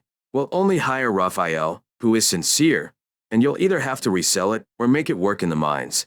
Before Hyang could even finish his words, Pietro answered right away. I will come to work on time tomorrow. Don't forget to show up on time. You guys have a lot to do. When the scent of finishing the errand left, Pietro couldn't hide his disappointment and quenched his appetite. The good times are gone. That's why I had to use a clever trick. You still don't know what kind of person that prince is? Tisk. Pietro still couldn't hide his disappointment and lost his appetite again. With Pietro going to work as usual, the glass workshop began to operate normally. Are the ingredients prepared properly? The ash is the most important. What do you think? Raphael answered Pietro's question by holding up a bucket full of gray ash. Iced coffee. I made some decent ash this time. Pietro tasted the ash with his finger and nodded. It's okay. The hard work has been worth it. Raphael also nodded and accepted what Pietro said. Yes, the hard work was worth it. I had mixed emotions as I recalled the trials and errors and hardships they had to go through to create this ashes. In order to melt silicon, the main material of glass, an extremely high temperature of 1,500 degrees Celsius was required. Because it was difficult to achieve such high temperatures, European craftsmen found ways to make glass at lower temperatures. What European craftsmen discovered amidst numerous challenges and frustrations was ashes made by burning seaweed ashes. You need seaweed? What kind? At Pietro and Raphael's request, Kang rescued all kinds of seaweed, including seaweed and kelp, from the market. Something is a little lacking. Let's find it ourselves. Pietro and Raphael, who checked the ashes of the seaweed brought by the incense, shook their heads and headed to the west coast accompanied by their bodyguards. After searching the coast of the west coast, the two found tungtumity, seaweed. This happened in this country too. Let's do it. The two people who found tungtumity immediately burned it and checked the ashes. The two people who tasted the ash with their fingers looked at each other and smiled brightly. Yes, this is it. The current ash was created through trial and error, from finding the optimal materials and pre-processing before burning. How much to dry the seaweed, etc. to the appropriate temperature of the fire. After checking the ashes in the container, Pietro lightly relaxed his right arm and looked back at Raphael. Shall we begin now? It's good. After checking the ingredients, Pietro shouted to the waiting Korean craftsman. The smile disappeared from his always smiling face, and Pietro shouted at the shipbuilding craftsman with a fierce expression. Fire the kiln. Hot. Very hot. I understand. In response to Pietro's call, the Joseon craftsmen put burning coal into the kiln and began to turn the handle of the centrifugal blower with all their might. Phew! With a loud sound of air being sucked in, the coals in the kiln began to burn blue. Put more coal in. More wind. Raphael and Pietro, who were checking the condition of the kiln while giving orders to the Joseon craftsmen, placed the crucible containing the mixed raw materials into the kiln. After some time had passed and Pietro and Raphael confirmed that the raw materials had properly melted, they took out the crucible, poured it into the mold, and inserted a pipe connected to the bellows. Once the coffin was properly put in, the two people started working with the bellows. It was a cylinder method created in Germany and developed in Venice. Note 1. The shipbuilding craftsmen observed the entire process from the side of Pietro and Raphael. It wasn't just craftsmen. Clerks dispatched from the institute recorded Raphael and Pietro's every move. What they recorded would be turned into a book and become a valuable teaching material. Finally, the test produced plate glass cooled completely. Pietro and Raphael carefully lifted the plate glass and checked the results. After checking the results, the two looked at each other with wide smiles. It's okay. It's a success. This was the moment when Joseon's first plate glass was born. Once the plate glass was completed, Kang also came into the workshop and checked the results. Well made. Good work. Thank you. I will give you 20 niang of silver as a reward. When told that a bonus would be given, Pietro bowed low and answered. Nebula is in ruins. At Pietro's words, the eunuch next to him screamed. Not a ruin, but a ruin. I'm making it. This. Done. Incense stopped the emissary from saying something and looked at Pietro and Raphael. You succeeded in making plate glass, but you know how to make bowls and bottles, right? Yes. Do you know how to add color? Yes. What about the mirror? Pietro turned to Raphael when asked about the scent. Raphael answered in a confident voice that was unusual for him. You can make it. Kang smiled at Raphael's answer. Okay, then let's make it all. It's finally time to pull out the mulberries. After that, Raphael and Pietro were hectic. The first thing they did was train Joseon craftsmen for mass production of plate glass. We are looking for craftsmen who will create a new object called glass. We are looking for applicants among artisans who make pottery, tiles, and bricks. In response to the announcement from the government, apprentices who worked in government and private houses, as well as craftsmen and apprentices who worked in pottery kilns and tile factories, applied one by one. Hey, now that you can make a living, why are you giving up and leaving? Their colleagues discouraged those who decided to change jobs. This was because Sejong and Hyang placed emphasis on artisans, and it was a stable job that broke away from the traditional tradition. However, those who left also had reasons. There are many craftsmen doing the same work anyway. You have to learn new skills in a new place to survive. It's worth the challenge. They were people who sought new opportunities and took on challenges. As they came with a sense of challenge, they did their best not to miss a single thing, and naturally, the Joseon craftsmen quickly acquired the skills. As the skills of Joseon craftsmen improved, mass production of plate glass became possible. If mass production is possible, we should do it right away. The budget. Hey shit. Get rid of your Sunbu. What is life? I'll give Abama Mama some cabs later. According to the town's decision, mass production of plate glass proceeded. As funds were invested properly and plate glass was produced in large quantities, the county immediately changed the outer doors of the East Palace from those covered with window paper to those with glass. The Crown Prince is changing the doors of the East Palace. After hearing the rumor, King Sejong immediately visited the work site with his ministers. Is this the glass? That's right. It's so clear. It's truly amazing that something like this can be made from sand and limestone. Sejong, who was admiring the transparent glass, looked at the doors that had already been installed. At that moment, King Sejong saw the glass sparkling in the sunlight and immediately ran over to it. The outer doors of Junjeongjin and Gangneongjin should also be changed to glass doors. King immediately bowed her head at Sejong's decision. We will prepare and execute immediately. I caught it. As Junjeongjin and Gangneongjin were plastered with glass doors, Queen Sohyun and her concubines also requested that glass doors be installed in their residences. Their request was immediately approved, and soon the palaces in Hanseon began to surround the outside with glass doors. As glass was used in large quantities in the palace, rumors began to circulate in Hanseon. Gaijak House near Seosaman. The men standing to buy the plot were having a conversation. Hey, did you hear that rumor? Rumor? What rumor? I heard that the king completely changed the doors and windows of the palace to crystal rather than hanji, with modifications. It must have cost a lot of money, right? Doesn't this mean taxes are going up? It's still hard to make a living. Another man standing next to him responded to the man who was worried about taxes. It's not a real crystal. The person who lives next door to us goes to the Crown Prince's workshop and said that it is made by melting sand. Sand? That's sand that's spread across the riverside over there? Okay. Hudda. Wow. Is it a big deal? You're making crystals out of sand? Everyone around them who heard the explanation could not hide their surprise. It's interesting, but, after all, isn't it just a piece of cake for people like us? Isn't this something that costs a penny or two? That's right. Only the nobles of Bukshan would use it. When one of those listening to the story reacted skeptically, the man who was explaining it added, Ada, you idiot. Among the objects rumored to have been made by the Crown Prince, were there any objects designated for use only by noblemen? Were there any items designated for use only by noblemen? Everyone around him looked surprised at the man's words and nodded. Huh? Is that really true? Really? I asked the man next door, and he said that although it is a bit expensive, we can install windows if we save up some money. Okay. Why don't we save some money too?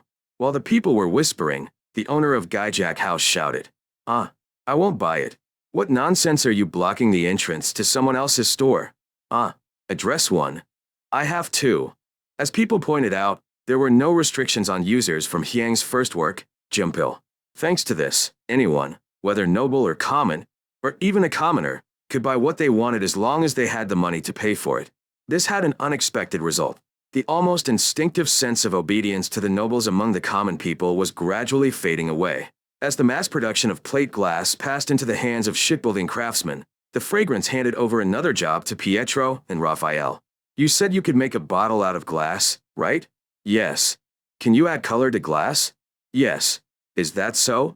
After confirming once again, the scent gave orders to Raphael and Pietro. Make me a brown glass bottle. The size is roughly divided into 4 types with 1 horse being the largest. It's possible, right? Raphael asked back at Hyang's words. It's possible, but why is it brown? The research center, Area 51, and other places use a lot of acids, and this is to store them. Raphael and Pietro nodded at the scent's words. When making glass crafts, etching work was often used for metal decoration. The use of acid in etching work was essential, so it was quickly understood. The brown glass bottle, made at the behest of Hyang, was soon widely welcomed by acid users. After seeing the response, Hyang reallocated Joseon craftsmen and began mass production of brown bottles. Hyang's plucking and eating mulberries continued. Raphael and Pietro's faces hardened as the scent became more frequent. Can you make white glass this time? The white one? In response to Raphael and Pietro's question, Hyang reached into his sleeve and took out a piece of paper. This is the lamp I was thinking of. The white glass will be used for the lampshade of this lamp. Pietro's eyes sparkled as he examined the shape of the lamp created by the scent. Raphael and Pietro were equally qualified as journeymen, but their skills were slightly different. Raphael, befitting his sincere personality, showed his strengths in areas that were simple yet advantageous for mass production, such as plate glass or glass plates, while the free-spirited Pietro showed strengths in flashy or creative areas. Hyang, who understood the personalities of these two, whistled lightly and liked it alone. Is this almost a cheat key? Thanks to this, Pietro was in charge of making the lamp. Pietro demonstrated his skills by joining forces with the late leader. After receiving the results, Kiang greatly praised Pietro and Yejong and presented the first successful product to King Sejong. Abima loves reading, and because she studies government affairs until late at night, she's always straining her eyes. She was worried about this, so she made this object and bought it. Thank you. King Sejong was very satisfied as he lit the lamp, pleased with Hyang's thoughtfulness towards him. How bright! Because of the rarity of the material called beeswax, candles were a valuable item not only in Joseon but also around the world at the time. Therefore, in the Joseon dynasty, lamps were mainly used by everyone from the royal family to the people. In order to use this lamp as lighting, a candle holder with a fancy copper plate attached was used, but the copper plate attached to the candle holder had a very poor reflector ability. However, the lampshade made by Hyang showed much better performance than the copper plate of the candlestick, and King Sejong, who was satisfied with it, soon ordered mass production for use in all government offices. Of course, there were side effects. The pride of the officials who heard this news collapsed at once. Shit, are you telling me to work at night now? Accordingly, the township recruited new craftsmen to work in the glass workshop. If we think about the future, more and more artisans will be needed. It's impossible to stop like we are now. In this way, the size of the glass workshop gradually increased, and the township purchased land right next to Area 51 and built a large glass workshop. In the midst of all this, Pietro joined forces with Chief Go and caused an accident. Huh? What is that bitterness in your eyes? Prince. Your Majesty. When the eunuch frowned again at Pietro's title and corrected it, Pietro corrected the title and explained in poor Korean. Your Majesty the Crown Prince. It's made to protect your eyes. Protect your eyes? What I do most is look at the flames in the kiln. It hurts my eyes. That's why I made it. Give it to me. After examining the items Pietro had made, King looked back at the late manager. Do you see a lot of fire too? Yes, sir. That's why blacksmiths like me have trouble with their eyes as they get older. Pietro, who was looking at the object in his hand and looking at him thinking, became increasingly pale. If that's the case, make sure to mass produce it. After a while, Kang handed back what was in his hand and ordered, to mass produce. I shouldn't listen to people calling me mean. Go Yejong, who did not immediately understand Hyang's words, looked at Hyang. Yes? Are you the only one suffering because of the fire in the kiln? Why are people so mean? Hearing Hyang's words, Go Yejong immediately bowed his head. I am truly devastated that you care so much about lowly craftsmen like us. Hyang smiled and responded to the sight of the late leader, who was so moved that he even cried. To the point of ruin. If you make it, give yourself too. Yes, we will make it the best. In this way, the world's first sunglasses were born. It was a truly interesting coincidence that in the past history of fragrance, the origin of sunglasses was that Hollywood actors whose eyesight was damaged by strong lighting on set began to wear them. Sejong, who received the sunglasses as a gift, was satisfied once again. Although I had just turned 30, my overworked eyes were complaining of pain at even the slightest brightness of light. However, if I wore a light-scented Cheoljeong, Jurjing, my eyes were comfortable even when taking a walk in broad daylight. King Sejong, who was greatly satisfied, gave orders to Hyang. I'm going to make a few more. I guess I should spend some money and give some gifts. Yes, Abima. In this way, sunglasses with the name Cheoljeong became a trend-setting item as the king and crown prince began to use them, and King Sejong's favorite subjects also began to use them as gifts. Not only in Hanseong but also throughout Joseon, those who had some money and knew something stylish used this Cheoljeong regardless of gender. And this trend soon spread to the Ming and Japanese countries as well. Joseon craftsmen who learned how to make plate glass worked hard to create it. One of these hard-working craftsmen, Han Suk-gu, was dissatisfied with the plate glass he made. Couldn't we make it a little more plain and a little bigger? The cylinder method taught by Pietro and Raphael was more efficient than other plate glass manufacturing methods that had been used so far. However, there were limitations to the size, and there was a problem that the thickness was not uniform. To solve this problem, a method of pressing and spreading with hot steel sesame seeds was used, but it required a lot of work and there was a risk of burns. In the end, Han Suk-gu, who was wandering around looking for a suitable solution, found a new plate glass manufacturing method by taking a hint from the fact that water and oil do not mix. No matter what the bottom of the water is, the top is always smooth and level. The same goes for the oil that goes on top of it. Han Suk-gu continued his thoughts. Glass is the same as water when it is molten. No, we need someone who is like water, who will float the glass on top like oil. After coming to a conclusion, Sukgu Han found the optimal material. No mercury. Iron is. The glass completely boiled over. The same goes for copper. What would be better? After much trial and error, what Han Sukgu found was tin. By pouring glass water onto a large mold containing molten tin and gently pulling it with an iron shovel, larger plate glass could be made more easily than with existing methods. This is truly magnificent.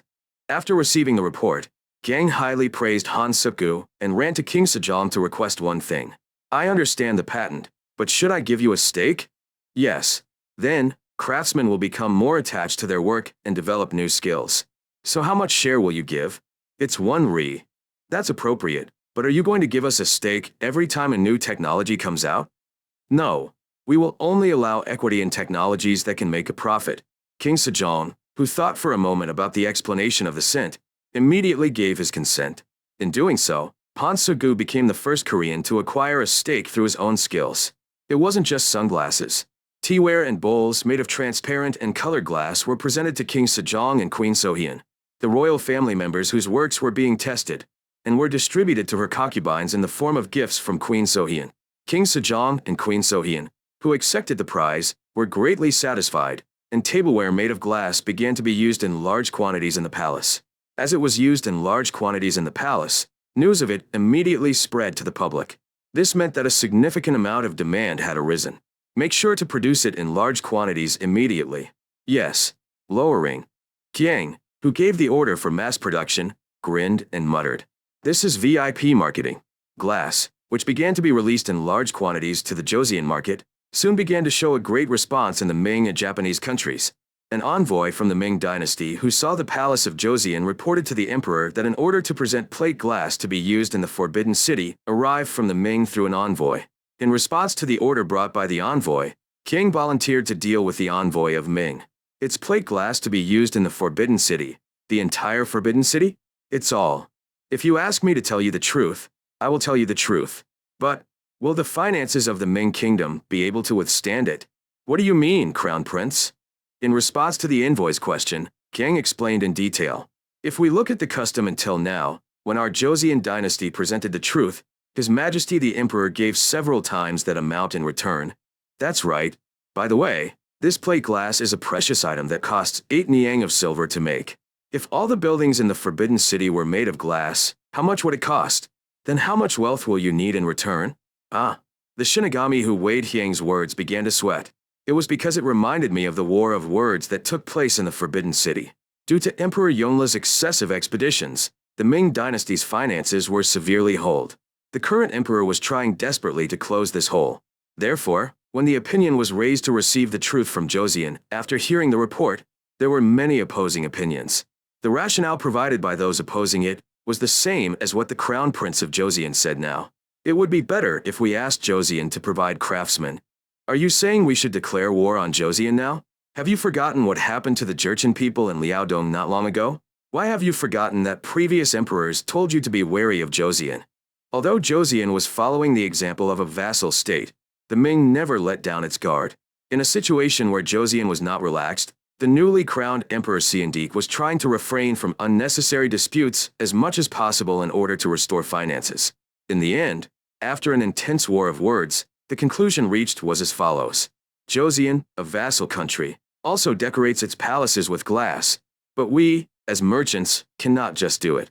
However, since His Majesty the Emperor is frugal, he only asks for the quantity to decorate the Hall of Flowers in the Forbidden City, and negotiates to keep the returned gift to a minimum.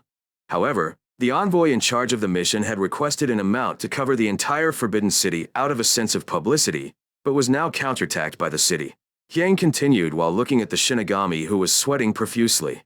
And, looking at our Joseon's production volume, it would take at least 5 years to cover the entire Forbidden City. Of course, if we encounter a storm or are attacked by the Jurchen tribe during transportation, it will take more time. What should I do? In response to Hyang's question, the envoy immediately presented the original plan. First of all, it's okay to just give the quantity that will go into Taewagen. Then it's good for us, but won't the Shinigami be harmed? If it's for the sake of friendship between the two countries, does my safety matter? Instead, I will keep my repayment to a minimum. Kyang. who pretended to think about the Reaper's words for a moment, threw the rice cake. For the sake of friendship between the two countries, Joseon should also make concessions. Since this is for the glory of His Majesty the Emperor, I will supply glass for the Taiha Hall, Zhonghua Hall, and Cultural Hall. In return, I will only accept the price of the glass for the 3 exhibitions above. How do you feel? Are you sure? Thank you so much. At Hyang's words, the Ming envoy bowed deeply and expressed his gratitude. Hyang threw a fishing hook at the envoy. But there is one condition. From now on, I will not send a princess or a eunuch. Ah. The Shinigami looked perplexed at Hyang's suggestion. The envoy, who was diligently weighing the pros and cons in his mind, answered, "The issue of princesses is beyond God's authority, so we must discuss it with dignity. I will go back immediately and ask your majesty for an answer. We will definitely receive an answer that is beneficial to both countries, so please make sure to keep the current offer." Let's do that. After reaching a tentative agreement with the envoy, Hyang immediately went to King Sejong and explained the results. So, we propose that the outside of the 3 outer halls of the Forbidden City be covered with glass, that each person would be paid 8 niang in return, and that no princess or eunuch would be sent. King Sejong and the ministers nodded at Hyang's explanation. Good work. Following King Sejong's reign, government officials also praised Hyang. Thank you for your effort. Thank you for your hard work. Among them, the transfer of the Yongwijing pointed out one problem. By the way, God knows, 1 cat of silver is enough to make 1 piece of plate glass, right? Hyang grinned at Li Jik's question. King Sejong and his minister's hearts sank at the sight of Hyang's expression. This was because every time the crown prince made that kind of expression, something beyond imagination, what King Sejong said was a slap in the back of the head in broad daylight, frequently occurred. The most recent incident was a major accident that wiped out half of Sunbu's warehouse while mass-producing plate glass.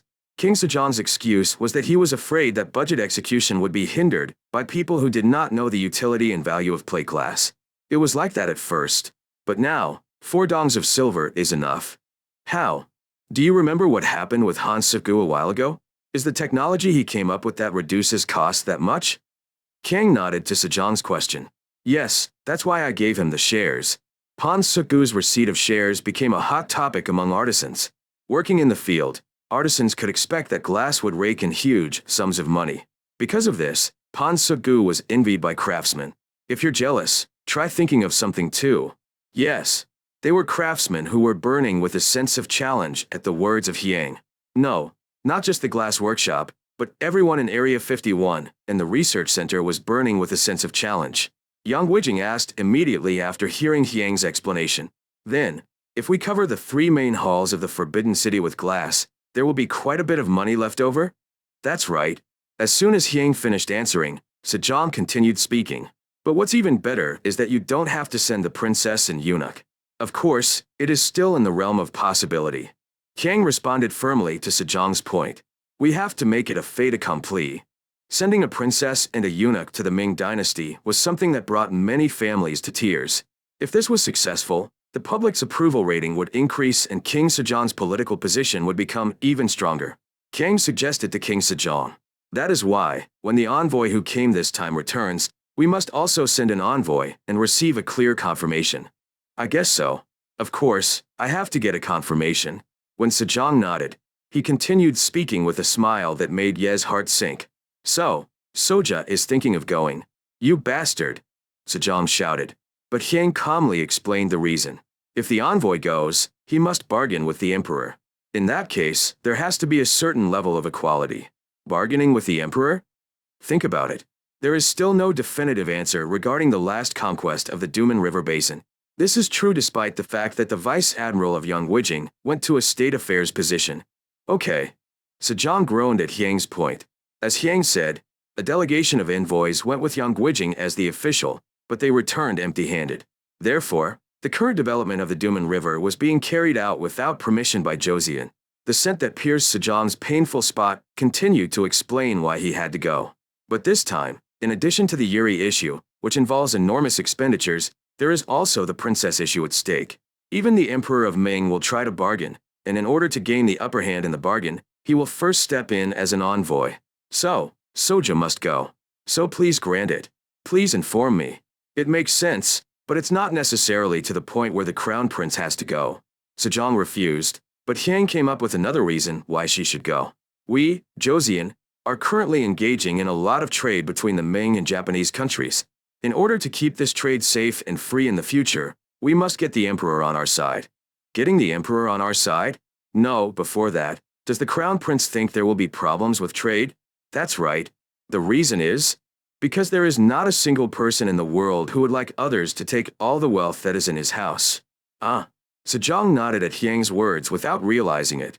Trade with the Ming was rapidly increasing. However, most of that trade involved Joseon making enormous profits. Of course, large quantities of grain were purchased to be used as food, and candy was purchased in large quantities to be used for resale. However, in absolute terms, the expenditure was very small compared to the amount earned. Therefore, for some time now, information has been coming in from merchants that bad news is coming out of Ming. So you're trying to get the emperor on our side? How? I will propose a partnership. Partnership? Yes. Kang explained it to Sejong in more detail. The Joseon dynasty and the Ming emperor joined together to create the Sangang. Products produced in royal workshops in Joseon are purchased from joint ventures and sold to merchants of famous countries. The profits obtained from sales are distributed in a certain ratio between the Joseon and Ming emperors. The reason we limited it to the royal workshops is because most of the products that are currently gaining the most benefit from trade are made in the royal workshops. That's not true. That's right. King Sejong and the ministers nodded at Hyang's words. Hyang continued speaking while observing the reactions of King Sejong and his ministers. It won't be long before the glass products go on sale. Looking at the current situation in Joseon, Ming, Joseon, and Japanese countries, the glass products produced by the royal workshops are a complete monopoly. If this happens, even a child in Samcheek can predict that a conflict will arise. I see.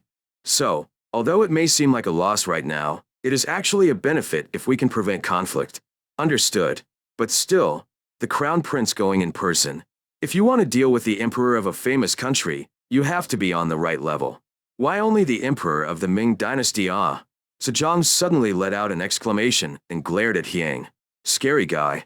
Hyang smiled politely at Sejong's words. As expected, King Sejong. You noticed right away. The atmosphere was slowly leaning towards scent. By the way, creating a joint venture, just for the purpose of ensuring the safety of trade and avoiding pressure from the Ming dynasty feels a little underwhelming. Isn't there a way to secure our interests a little more? Kang immediately answered King Sejong's question. There is another important thing that was left out of the explanation. It is about protecting the value of the royal coat of arms. That's it. Sejong slapped his knee and smiled at Hyang's words. The feeling that was a little lacking just a moment ago was now filled by the scent. Merchants from Ming dynasty are notorious for making counterfeit goods. Right now we are the only ones making glass products. But if they knew that it would make money, merchants from famous countries would hire glass craftsmen from the West to make similar products. And, to make an easy profit, they will make counterfeit products that imitate the royal emblem. Sejong, who recognized the value of the cucumber flower pattern that is still stamped on products that have passed quality inspection, made a decision. Okay, the crown prince, come back? The next day, at the assembly, when King Sejong announced that he would send incense to Ming, all the ministers, excluding the high officials, came forward to oppose it. Crown, please explain. Yes, Abima. In response to King Sejong's order, Kang repeated the explanation he gave to King Sejong and the officials yesterday. So, as crown prince, I have to go to Ming. Still, it is wrong to carelessly send a country's national treasure to another country. When the newly appointed criminal judge expressed his disapproval, King Sejong glared at him. Then we have to confront the emperor. Who should go? Are you going to go? In response to King Sejong's question, the chief prosecutor remained silent. A minister from a vassal state confronts the supreme ruler of a superior state? Not only was there a difference in class that could not be overcome, but it was clear that if something went wrong, he would take full responsibility. In the end, the sentencing judge had no choice but to keep quiet. Sejong, who saw that, clicked his tongue. SK, you'd better just not say anything. Here comes the emperor. Tisk. When Sejong clicked his tongue, the prosecutor closed his eyes tightly. Other captains say that the sound they hate the most is clicking their tongue, and I understand why. As they were harassed by King Sejong, the judges and judges of the 6 dynasties came to hate the sound of tongue clicking. However, it became routine for magistrates to click their tongues when pointing out the mistakes of their subordinates. Well then, Since there doesn't seem to be anyone who is opposed to appointing the Crown Prince as the official for this envoy, let's proceed like this. I follow your orders. Crown, go back and look at your work. I follow your orders. As the Crown Prince went out to fight, King Sejong looked back at his ministers with a proud face. I think it is truly a great blessing to have a talented child. Isn't that right? It is so. The Crown Prince is so outstanding. He is the Hungbok of Joseon. You're right. This is indeed the Hungbok of Joseon. They were ministers who eagerly responded to King Sejong's words. The officer who recorded all of this added. The ministers of the court all praise the Crown Prince's excellence. The officer discusses. These days, it is said that the cries of children are constant in the homes of party officials and above. In addition, the number of people who enter the government through Yumseo is decreasing. I won't say any more. As the officer said, the yelling of adults and the cries of children were constant in the high official's house. The Crown Prince is already accumulating such achievements, so what are you doing? Song, I'm sorry. Sosan works harder. Noisy. Roll up your calves. Children of the same age or younger age were criticized every day for their academic achievements. The situation was equally bad for the adult children. Yes, you bastard. Why is the evaluation written on the Seojeong terminal like this? You are tarnishing this father's face. I'm sorry. If you feel comfortable wearing official uniform, you should work harder. What have you done on a daily basis to be evaluated like this? I'm sorry. Starting tomorrow, you will join the academy earlier than others and leave later than others. What if you go in and out of the room? I will file a complaint with the chief minister and have it smashed into the record office. Father, please just do that. Do you want to ruin our family like Captain Cho or Captain Hua? I guess I should throw him in the record office right now. Someone like Huang's brother from Gaichaban was here. Oh my, father. Those who had easily obtained government positions through eavesdropping on the backs of their father and family background were going through a difficult time. Those who had passed the civil service examination and had achieved success in the past did not look kindly upon those who had entered the profession through illegal means. In addition, the working environment changed harshly as the transition progressed, making it difficult for those who came in by parachute. The most fatal thing was what Huang He's sons did not long ago. King Sejong, who received a report that Huang Hui's sons had entered the ranks through illegal means and easily ascended to important positions, issued an order. Reconduct the performance evaluation of those who entered the military service through false records. There were not many people who received good evaluations in the new work evaluation conducted by the Sa Constitution and the Sagan one. And it was even more confusing because it was clear that this evaluation would have a negative impact on their father and family. In the end, as the position of government slowly progressed, the children of those in power also advanced to government positions through the formal track through civil service exams, rather than through secret records. It was thought that it was safer to start at the bottom and climb the stairs step by step, rather than get into a mid-level executive position through a letter with little experience and receive a below-average evaluation. After completing the selection of the envoys, Qiang departed from Jamulpo on a ship with the envoys of Ming Dynasty. Qiang, who was standing on the bow and looking out at the sea, had a conversation with the envoy. I heard that the security in Liaodong is not that good? In response to Qiang's question, the messenger from Myeonggok nodded. That's right. In recent years, the Jurchen people have become more and more ferocious. As the Ming Dynasty envoy said, the mood among the Jurchen tribes in Jianzhou and the region was not good. Some tribes of Heidu and Jianzhou, who had submitted to the Ming early and started a sedentary life rather than a nomadic life, were living a fairly good life, but other tribes were becoming increasingly poor. The biggest reason why the situation changed this way was that Joseon opened an office in Shandong. As Shandong was officially established and merchants came and went through maritime transportation routes, the smuggling trade that had continued in the Liaodong region disappeared. This was a matter of survival for the Jurchen people in the area. This was because the wealth earned by raiding smuggling merchants or escorting them was greater than expected. In addition, economic poverty worsened as merchants from the Ming Dynasty moved to Masi, Ma-Shi, which was created to avoid conflict with northern Yuan. Eventually, the Jurchen tribe reached its limit and attacked other tribes, raided the Ming people's villages, or crossed the Yalu River and attacked Joseon's border villages. However, the Ming people and the Jurchen people who attacked Joseon had to suffer greater damage. This was because both the Ming and Joseon dynasty mobilized their troops to subdue them. In particular, Joseon carried out a retaliatory operation to wipe out not only the tribe in question but also nearby tribes. Thanks to this, The Jurchen people crossing the Yalu River were no longer seen. As the situation progressed, what remained for the Jurchen people was fratricide. And in this way, the atmosphere in the Liaodong region became very ugly. How do you plan to resolve the situation in Liaodong? In response to Hyang's question, the Shinigami smiled slightly and shook his head. What does a godlike beauty know? It's just that your majesty doesn't let go of your attention, so a good answer will come out soon. What are your thoughts, Crown Prince? In response to the envoy's question, Hyang responded with an expression similar to the one the envoy made. How can I judge someone who is just learning government affairs? I just hope that there will be no great harm to our Joseon dynasty.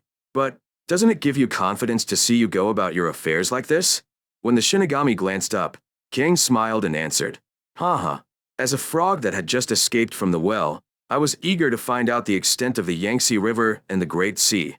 I don't think that's the rumor I'm hearing. Rumors are just rumors. The fleet carrying incense and envoys stopped in Shandong for a while to rest and receive supplies, and then sent a messenger to Beijing. After resting for 3 days in Shandong, the fleet raised anchor toward Tianjin. When the fleet arrived in Tianjin, a group of officials were waiting for the ship. I offer my greetings to the Crown Prince of Joseon. After receiving a polite bow from the waiting officials, King politely returned the favor. Thank you for welcoming me this way. Escorted by officials and the military, Xiang headed to Beijing. The incense that entered the Forbidden City in Beijing was immediately known as the Xuanta Festival. We welcome the Crown Prince of Joseon. It is truly an honor to meet His Majesty the Emperor, the monarch of Shang Dynasty. Long live, long live, long live. Haha.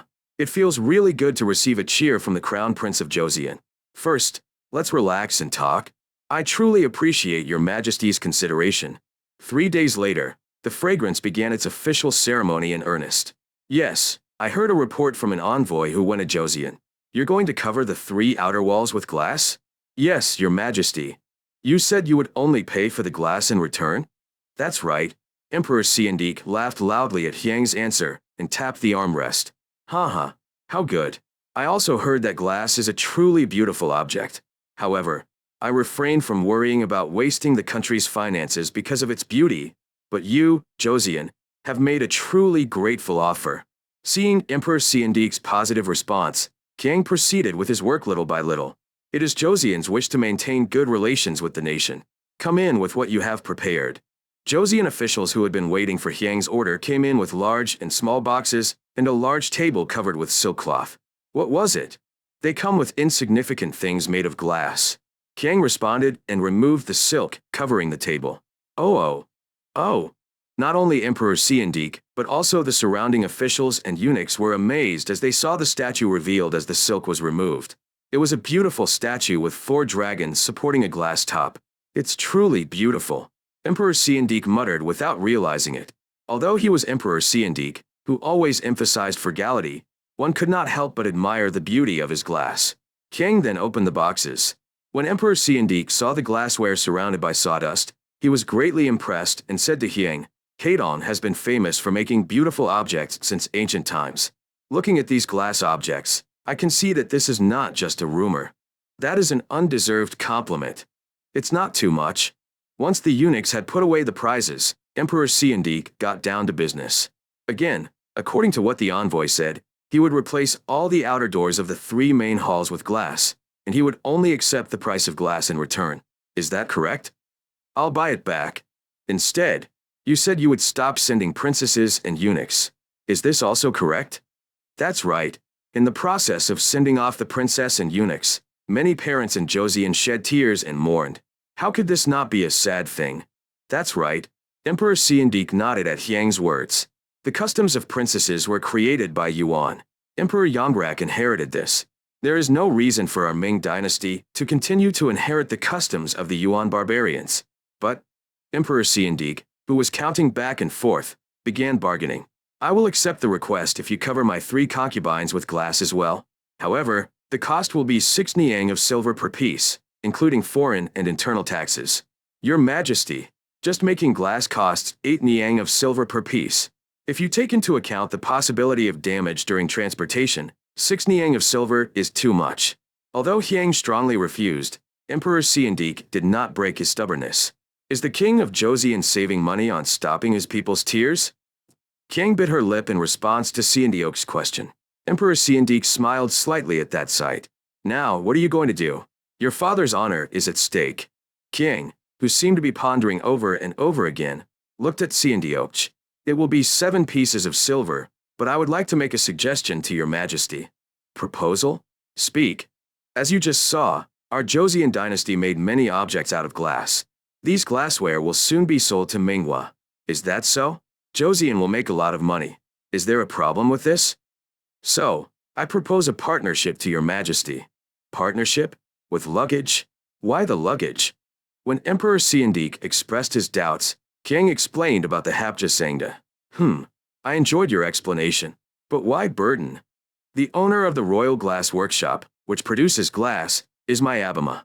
Although he is a vassal, he is the monarch of a nation, and his only worthy partner is your majesty. Emperor Seondeok began to count while tapping his fingers on the armrests of his throne. Due to the frequent expeditions undertaken by his grandfather, Emperor Yongle, Ming's finances were severely holed. For this reason, Emperor Seondeok always called for frugality. He was living a very frugal life, not just in words but in reality.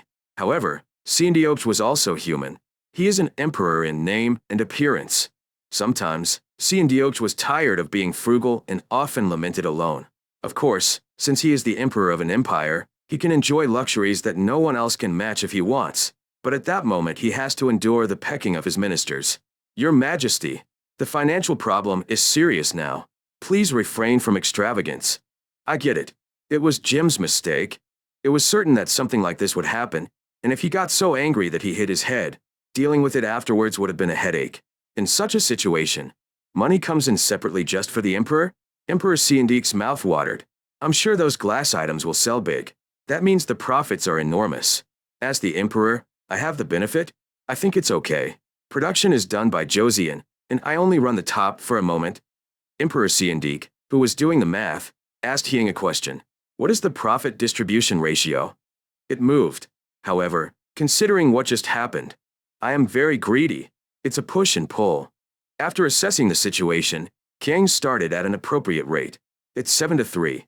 Our Joseon 7, Your Majesty 3.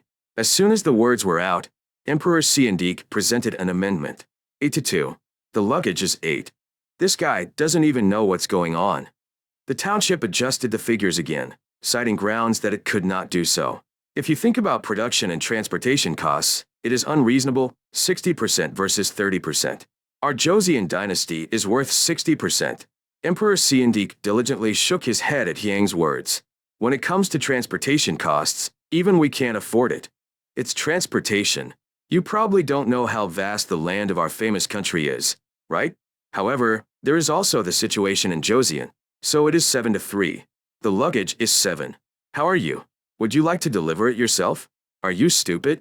Kiang pointed out something that Seondeok had not thought of. Is there a need for the joint venture to deliver directly? All you have to do is for the buyer to come directly to Shanda. Therefore, this ratio is optimal. Emperor Seondeok closed his mouth at Hyang's words. It's not wrong. I got a kick out of this. Is there anything that can be used in moderation? I will set the price of the glass to cover the 3 outer and 3 outer palaces at 7 niang of silver. And he promised that he would not receive any princesses or eunuchs. And since Joseon's interests must also be guaranteed, let's do it 6-4. The luggage is 6. As soon as Emperor Seondeok spoke, Kiang counterattacked. Even if it is 7 taels of silver, a deficit is a deficit. And if the 3 outer and 3 outer palaces are covered, no additional glass will be used in the Forbidden City. Therefore, if you can confirm in writing the issue of the princess and eunuch for 7 niang of silver, we will make it 6-4. Joseon is 6. Emperor Seondeok secretly put pressure on Hyang, who seemed to be withdrawing but taking care of everything. You haven't forgotten that I am the Emperor of Ming, have you? How can you, as a vassal of the empire, make such an outrageous proposal? How much? The scent rather pushed forward resolutely. Trade is based on coexistence. In particular, Your Majesty is the Emperor of the Great Ming Empire. As Your Majesty said, our Joseon is a country where subjects are called swift. However, isn't our Joseon dynasty a feudal lord? Forcing unfair offers is not a win-win situation. Okay. Emperor Seondeok was troubled by Hyang's words. TSK, you're being pushed out of the cause. At that moment, a subject who had been listening to the conversation between the emperor and Hyang intervened in the conversation. Your Majesty, it is not appropriate for His Majesty to discuss the current agenda in person. If you leave it to the gods. Stop. Now, Jim and the Crown Prince of Joseon are talking. Where are you interfering? Do you think you are like that now? Upon hearing Emperor Seondik's words, the subjects immediately knelt down and bowed their heads. It would be a disgrace to your Majesty to discuss profit in Taejeon instead of diplomacy. Please inform me. Are you guys taking on the work because you're worried about the burden? With that mindset, why don't you try other things well? Are you saying that because you know how many agenda items are still sitting on your desks? The National Assembly should bring out that shameless bastard and put him in prison. I accept the Emperor's command. The soldiers of the Jimwiwiwi who were waiting in Taejeon grabbed both arms of the subject who made the controversial statement and dragged him out of Taejeon. Your Majesty, please let us know. Your Majesty. As the commotion passed, Taejeon froze. The ministers who saw Emperor Seondik like this for the first time froze with pale, tired faces. I just touched the dragon's vice. No matter what happens, you must not open your mouth. Emperor Seondik, who covered the mouths of his ministers, looked at the incense. Good night. I will grant Joseon one additional thing it wants most. Instead, the ratio is 50% to 405%. The luggage is 50%. At Seondiok's last offering, Kang finally began to bring out what he had been thinking about. I have volunteered to be your subject and paid tribute, and have done my duty. However, even though our Joseon dynasty's genealogy was recorded incorrectly, it has not changed. Please fix this. Emperor Seondik looked slightly troubled at Hyang's words. It felt like something like that could happen. Although he pushed and pulled by offering glass, he couldn't help but feel sorry for the Crown Prince of Joseon, who would give him great wealth in the future. One more thing, our Joseon dynasty is integrating the Duman River region. This is to restore the birthplace of the founding father of Joseon. If you can confirm these two things in writing, I will accept your Majesty's orders. In response to Hyang's words, Emperor Seondik summoned a cabinet assistant and asked about the facts. Emperor Seondik, who received reports such as Emperor Yongrak said he would fix it, but has not yet fixed it. And an envoy from Joseon came and made a statement, but His Majesty has not yet given a definite answer, nodded his head. If the ancestor's genealogy is wrong, it would be up to the descendants to correct it. Okay, I'll correct the breeding system. I will also confirm this in writing. The same goes for the Duman River Basin. Is that okay then? In response to Emperor Seondik's question, Kiang immediately bowed deeply. Hwang-un is devastated. In this way, the trip ended successfully. While making the top, the Hyang requested as an additional condition a thorough crackdown on those who imitate pearl flower and make counterfeit products, and Emperor Seondik immediately accepted. The Hyang's demands had to be kept for one's own benefit. On the ship returning to Joseon, the deputy who accompanied him asked Hyang in a voice full of worry. By the way, isn't this giving too much benefit to the Emperor of Ming? Speech can come out in mediation. Hyang grinned and responded to the manager's mantra. Is that really true? Yes. Hyang looked at the surface of the water without further explanation. I just poisoned the Emperor. If the current Emperor or the future Emperor is a current Emperor, he will use it for his own pleasure and to help the country. But if it is a cancer army, it will immediately become a fatal poison. The pleasure I feel from spending money is as strong as drugs. Hyang, who was staring blankly at the surface of the water, suddenly sighed. Anyway, talking about getting married, we received official documents containing answers to issues such as royal affairs and princess issues, and finally signed a contract regarding the upper part. Even in the process of writing the contract, there was a bit of an explosion, and it was an item regarding profit distribution. We will continue to adhere to the distribution ratio currently set, and the contract will be cancelled as soon as a request to modify it arises. This is going to take a while. Kyang immediately responded to Emperor Seondik's point. The contract is in good faith. How can the contract continue if one of the two parties cannot give up his greed and breaks faith? Does the Crown Prince of Joseon not trust me? Emperor Seondik's expression became fierce, but Hyang answered in a calm voice. Could it be possible for God to have such an impious heart? This is just a warning to future generations. It's a warning to future generations. Emperor Seondik, who was pondering Hyang's words, nodded. It's okay. It would be good to use it to test who will succeed to the throne. After making his decision, Emperor Seondik looked at the incense and made a bet. But, since it's on both sides, it could be broken in Joseon. Aren't you worried? We need to educate them properly. Kiang responded with a smile and muttered to himself. If you look at history, the odds are much higher there, right? After writing the contract and stamping the royal seal and seal, Kiang had no royal seal. The two exchanged contracts. When everything was over, Emperor Siandik looked at the incense and asked a question. By the way, did you get married? Not yet. However, we plan to get married soon. Jim has some good girls. Kiang responded to Emperor Siandik's words with cold sweat. We are planning to hold a ceremony as soon as we can find an auspicious date.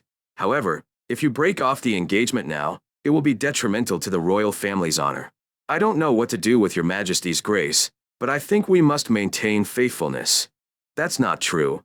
Because it was a question that came to mind on the spot. Emperor Siandik immediately agreed and stepped down. The scent that reminded me of the crisis at that time whetted my appetite. If it were a Taiwanese member of a 21st century girl group, I would have worried. Perhaps by luck or misfortune, I did not like the beauty of the court ladies I saw while staying in the Forbidden City. This is it. Should I ask Abama to lower the hurdle? It was a scent that was seriously considering changing the standards he had mentioned. After returning to Joseon, King immediately went to the side and reported on the negotiations. In particular, not only King Sejong but also the ministers could not hide their joy at the news that the diplomatic issues that Joseon had so desperately wanted to resolve had been resolved. Great! How magnificent! The Crown Prince has fulfilled our royal family's long-cherished wish. What a joy! I look up to you and congratulate you. I'm sorry. King Sejong, who could not hide his joy, ordered the sentencing judge. Among those imprisoned across the country, immediately pardon those whose crimes are minor. I follow your orders. The atmosphere inside Pyongyang was extremely warm, as not only the royal family's long-held wish, but also the political issue, which was the biggest obstacle to the development of the Duman River, was resolved at once. However, the warm atmosphere ended there.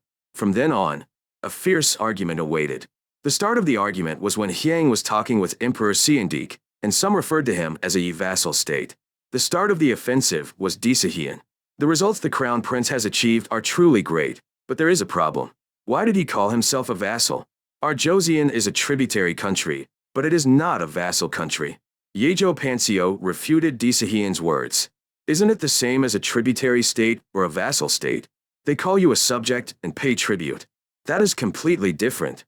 Joseon, who was strongly opposed, appealed to King Sejong. If the Crown Prince had said it was a princely state, it wouldn't have been a big problem. No sooner had Dihian finished speaking than Huang he refuted. A princely state. This Joseon is the land of the Central Plains. What kind of sophistry is that? Why were feudal lords created in the first place?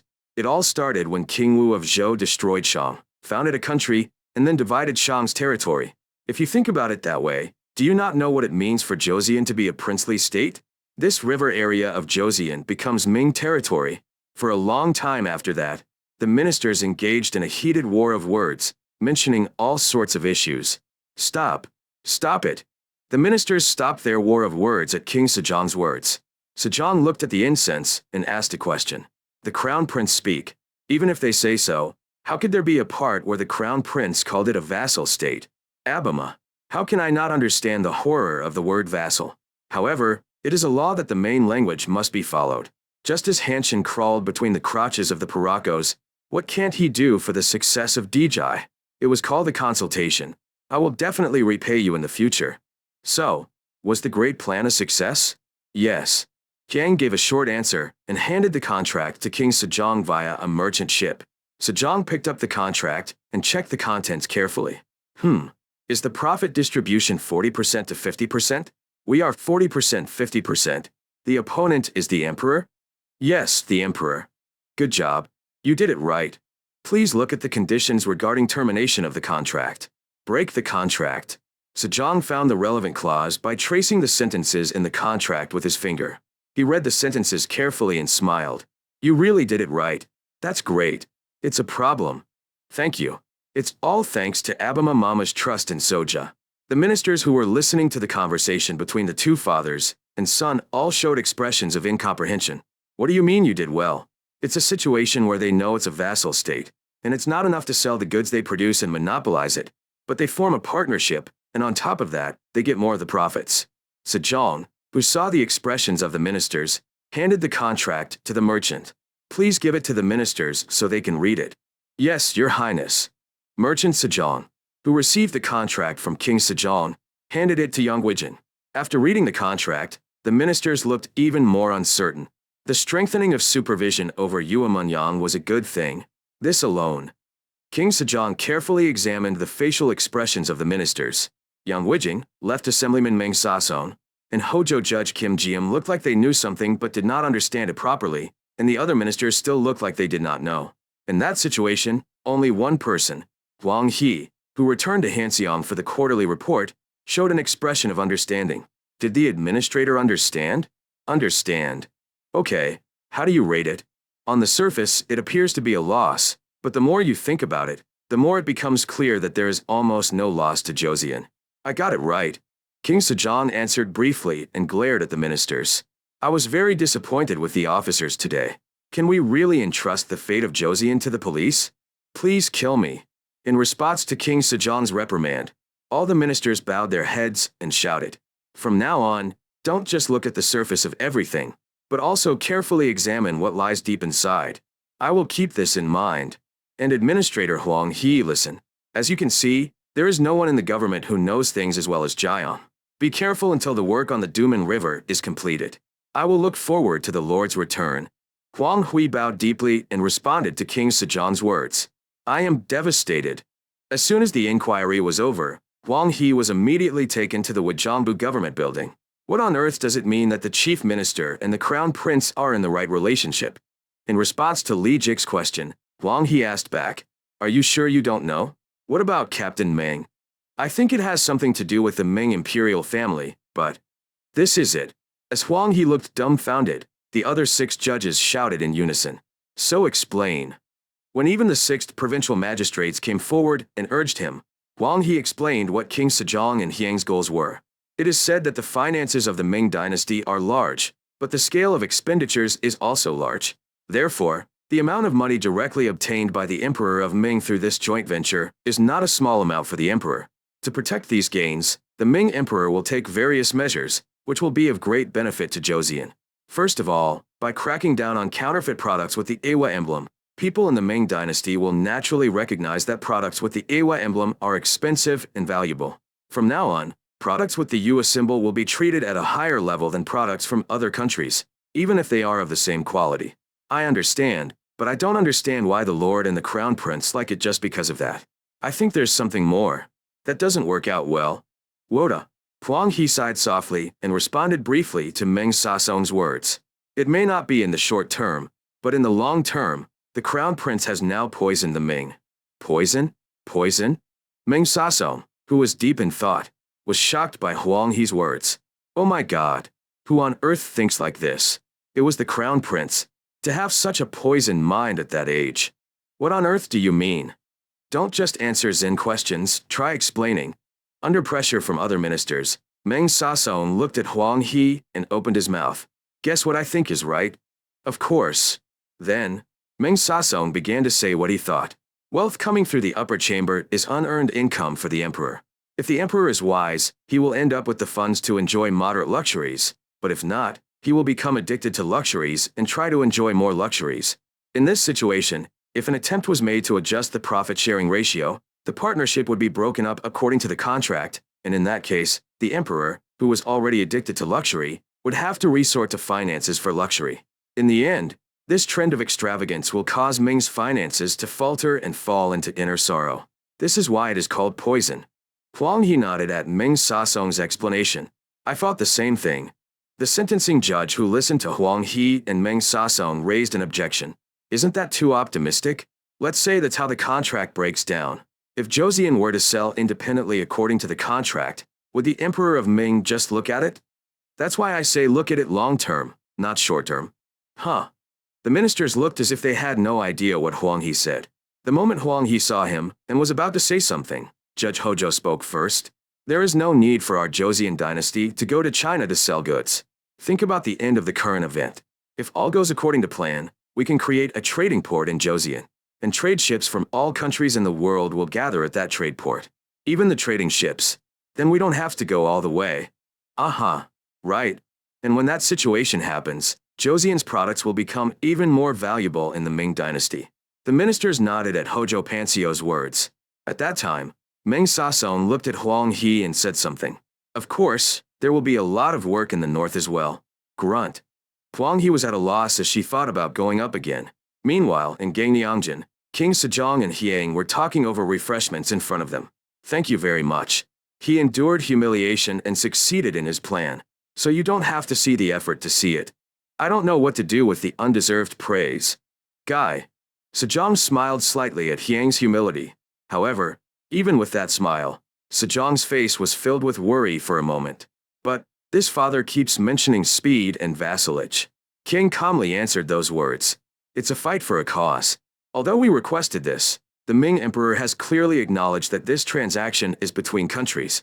I gave a little justification and took advantage of it. Yes. Thanks to this, the long-drawn-out legal affairs issue was resolved at once. In addition, the issue of princesses and eunuchs was also resolved. Then the Sint spoke again.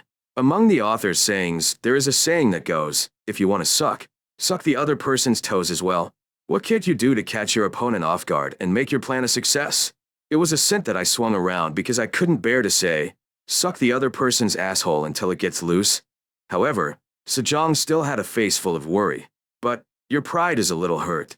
Even so, every time envoys came and subtly added 1 or 2 words about whether we were a lord, a feudal dynasty, or a vassal state, the heat grew. You won't be able to say things like that once the palace grounds are finished and the East Jean Road is completed. Unless they spare their lives, no great human being would come to Joseon and say such things. I guess so, but won't they say that among themselves? He responded to Sejong's words with an expression that said the scent was nothing special. I say so. As the author also said, even the king curses when he is not present. What good is there in worrying about them talking amongst themselves like that? On the contrary, it's just ridiculous. You can just ignore the people of the Ming dynasty making such a fuss, but it is certain that such people will appear even within our Joseon dynasty, so that is a worry. King laughed coldly at Sejong's words. Isn't it nice? Those people need to be weeded out long ago. Rather, it will be a good opportunity. It could be so. The officers who were recording the conversation between the 2 fathers and sons on one side were writing in cold sweat. The officer discusses. There is a saying, you have to be a good reader to have a ledger. However, the Crown Prince's mind reading can be said to be an extreme poison that can kill 10,000 people. After a while, Kiang gave orders to the officials and the masters. The officers and clerks should leave for a moment. The officers all expressed their refusal to hear Hyang's words. The mission of the gods is to record all state affairs and pass them on to future generations. Kiang snorted at the officers' words. Joy. Who knows whether it was written correctly or not, since future generations cannot see it. Scram. No, it works. In response to the refusal of the magistrates and jurists, the fragrance warned. What will be said from now on is the highest secret of all secrets. If this word spreads, something big will happen. If that happens, your heads will be cut off first, without question. No, to prevent something like that from happening, I have to cut off your heads right here and now. But are you still going to hold on to that? Here comes the mission of the gods.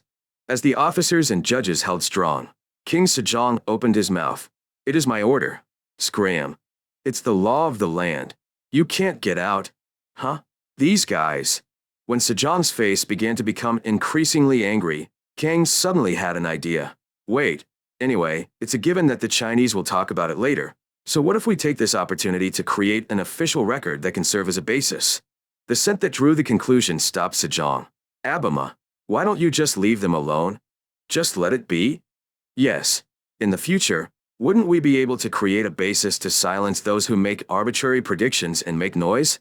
King Sejong calmed his anger at Hyang's words and thought carefully about what Hyang's words meant. In the end, King Sejong understood the meaning of the scent and burst into laughter. Even if he falls into the water, he catches a fish and comes back out. There's no way to just ignore him. I am devastated. Sejong, with a small smile, glared at the officers and said, Good night. Sit down and write it down without skipping a single word. I am devastated. However, if even one word of the conversation we had here gets out, I will slit your throats. The officers and magistrates responded to King Sejong's stern command with cold sweat. I follow your orders. Even as he bowed his head and answered, The officer's golden pen did not rest. So, the conversation between the chief minister and the crown prince was recorded. The officer discusses. It is the basic attitude of an officer to record everything accurately, without exception, but I feel bad when I am forced to do so. With the officers and governors present, Yang continued his conversation with King Sejong. Have you heard the rumors about the Great Yu country? Rumors of the Great Yu country? It is the outer king and inner emperor. Sejong nodded at Yang's words. Heard. I heard that Emperor Tangjin installed him as the king of Annam? That's right. Are you saying that our Joseon dynasty should also have a system of foreign kings? Yang shook her head in response to Sejong's question. No. It is Soja's wish to truly become an empire and not just show off, and to dress Abema in a yellow dragon robe. At that moment, the officers and the judges froze. They thought the same thing at the same time. Shit. There's no need to insist on staying. At that moment, a subtle emotion appeared on Sejong's face. Wangri Emperor. What is the reason why King Taejo sent a state letter calling himself the state protector of the Goryeo region after his retreat? Strength comes. To put it bluntly, just by looking at the name, the king of Beyond took over as emperor. It may be quick right now, but in the end, power determines everything. Regardless of whether the officers and the chief officers began to cry at the increasingly over-the-top remarks, Yang continued to speak. If Joseon becomes prosperous and its power increases, there will be no one who will oppose even if Abema takes the throne. Of course, there is the population problem, but that will also increase rapidly as Joseon becomes richer. If that happens, no matter what the Ming people say about us calling ourselves speedy, it will become their own cry. It's a so-called mental victory. Northeast Project? Say yes. Mental victory? When Sejong expressed doubt about a word he had never heard before, Kang explained its meaning. After hearing the explanation of the fragrance, Sejong nodded. That's a really interesting thing to say. Yes, it would be fun if people from famous countries achieved mental victory like that. By the way, Crown Prince, if what we are doing now is not successful, the mental victory will be ours. Never forget that. Kang strongly responded to King Sejong's request. I will keep each bone in mind. We will achieve true victory and be able to compete for hegemony over the world once again for the first time in 1,000 years and reaffirm that we are the masters. This is the time to change history. Even if you can't eat it, it's still gourd. Similar emotions appeared on the lips of Hyang and Sejong. The officers were also in tears, but for some reason, they could not erase the feeling of sorrow welling up in their hearts. While King Sejong and Hyang were talking, the ministers were also continuing their conversation. By the way, what do you think is the goal that the Lord Shang and the Crown Prince really want? Meng Sasong calmly answered the question of the royal inspector. I think it might be Emperor Qing. Qingjira. Right. I'm a little worried, but... The ministers shook their heads at Meng Sasong's words. Qing was not unfamiliar to the subjects of King Sejong's reign. This was because Goryeo, its predecessor, took the form of a foreign king and ney system and called itself emperor. Although the system of foreign kings was abolished during the Yuan intervention, and the revival of the system during the reign of King Gongmin following the fall of Yuan failed due to Ming pressure, internally, titles and etiquette reserved for the emperor were consistently used. Therefore, for those who lived through the period of change between Goryeo and Joseon, the word emperor was not a word that was difficult to say. You really think it's easy? Huang He criticized the ministers for their actions. At Huang Hui's command, all the ministers' eyes were focused on Huang Hui. What do you mean? Didn't you hear the news from Annam, Vietnam, Daewolguk? Annam has already been ruled by foreign kings. That Annam. At that time, Annam was recognized as an underdeveloped country by the educated class of Joseon. Therefore, Meng Sasong's face became serious after hearing Huang He's words. No way. Are you saying that you truly want to become emperor? Huang He responded to Meng Sasong's words. I'm not sure about the Lord Sang's feelings, but the Crown Prince definitely thinks that way. Do you have any basis? Astronomy. In this contract. The ministers all exclaimed in exclamation at Huang He's short answer. Ah. Come to think of it. In the first place, observing astronomical objects was only possible in the imperial kingdom. However, the county actively observed astronomical observations under the pretext of correcting the calendar. And this partnership contract was the same. While everyone was unable to escape the shock, the new military inspector general opened his mouth. Certainly, it seemed too excessive to simply immerse the Ming in Neiwu to avoid interference from the Ming in the process of expanding Joseon's territory. However, If you think about the art of war, it is an incredible plan. Strategy? As the civil servants tilted their heads, the emperor explained in more detail. There is a common saying in all war books. When the enemy's power is stronger than A's, there are two most standard methods for A's to take. One is to diligently improve A's skills, and the other is to weaken the enemy. The crown prince has now mobilized both precepts. At the emperor's explanation, all the ministers fell silent and were lost in thought. After a moment of silence, Huang He opened her mouth. If you look at the history of the Central Plains, the fall of the dynasties that ruled the Central Plains was not a cry, but a self-defeating rebellion. One man is an exception. Then what about the partnership agreement we signed this time? Why did Shangjiao Akbi's old story come out? Her. The ministers all looked shocked at Huang He's words. Meng Sasong muttered, looking as if he had been hit in the back of the head several times. The crown prince who simply said, "I will contract with the emperor," or the chief minister who understood it. Is it actually a person? Even so, for the chief minister, what about the crown prince? To have such a harsh reading mind in that relationship? The military decree intervened in the evaluation of the ministers. According to the Book of War, what a commander must have is mind reading. The crown prince has already mastered the military techniques of ancient and modern times, so that level of mind reading is quite possible. While the ministers were speechless due to Hyang's mind reading, Huang He stood up and left. Well then, take care of yourselves. You will have a lot of work to do in the future, so please take care of it. What do you mean by that? It's about turning Joseon into an empire. Would that be a lot of work? Huang He, who asked back to the ministers, smiled at Meng Sasong. Captain Meng, you were worried earlier that things in the north would increase, right? Surely, there will be as many as Hanseong? This? Haha. Then good luck? Meng Sasong muttered softly as he watched Huang He leave the room with a bright smile. I should have gone. As they watched Huang He scurrying away, the other ministers had similar thoughts to Meng Sasong. I should have gone. If I had known what Captain Huang was thinking, I should have moved ahead of time. That spot should have been mine. While everyone was thinking that, Judge Hojo Kim Jiam stood up. I need to make a medicine to send to Captain Huang. What do you mean by that? Why is Captain Huang so pretty? Kim Jiam smiled and answered the minister's questions. Did you forget? Are you saying that Vice Admiral Huang will have to look after political affairs until his death? Ah. The ministers who gave exclamations all smiled lifelike smiles. Right. If that's the case, Admiral Huang should live for a long time. I have to finish the battle, I have to finish the grand strategy, and I have to accomplish the great work, so it takes a long time. You should live a very long time. I need to make a very effective tonic. I have some wild ginseng I was saving, so I guess I should send it to you. For Captain Huang, who must work until death for his country. It was the first time in a long time that the ministers had come together. Between them were Daesehyun and Daesagan. Meanwhile, when the conversation ended at Sejong's request, Kang brought up the next topic. Abama, Your Majesty, how is the wedding of your daughter progressing? Your holy marriage? We are currently evaluating suitable candidates to be crown princess. Why? It's been quite some time, and there's no conclusion yet. In response to Hyang's question, Sejong lightly cleared his throat. Greatness. Since she is the crown princess, she put a lot of effort into selecting her. It's taking some time. But why? Sejong, who asked the reason, smiled mischievously. Why? You've been pretending not to care, but it looks like you want to get married quickly, right?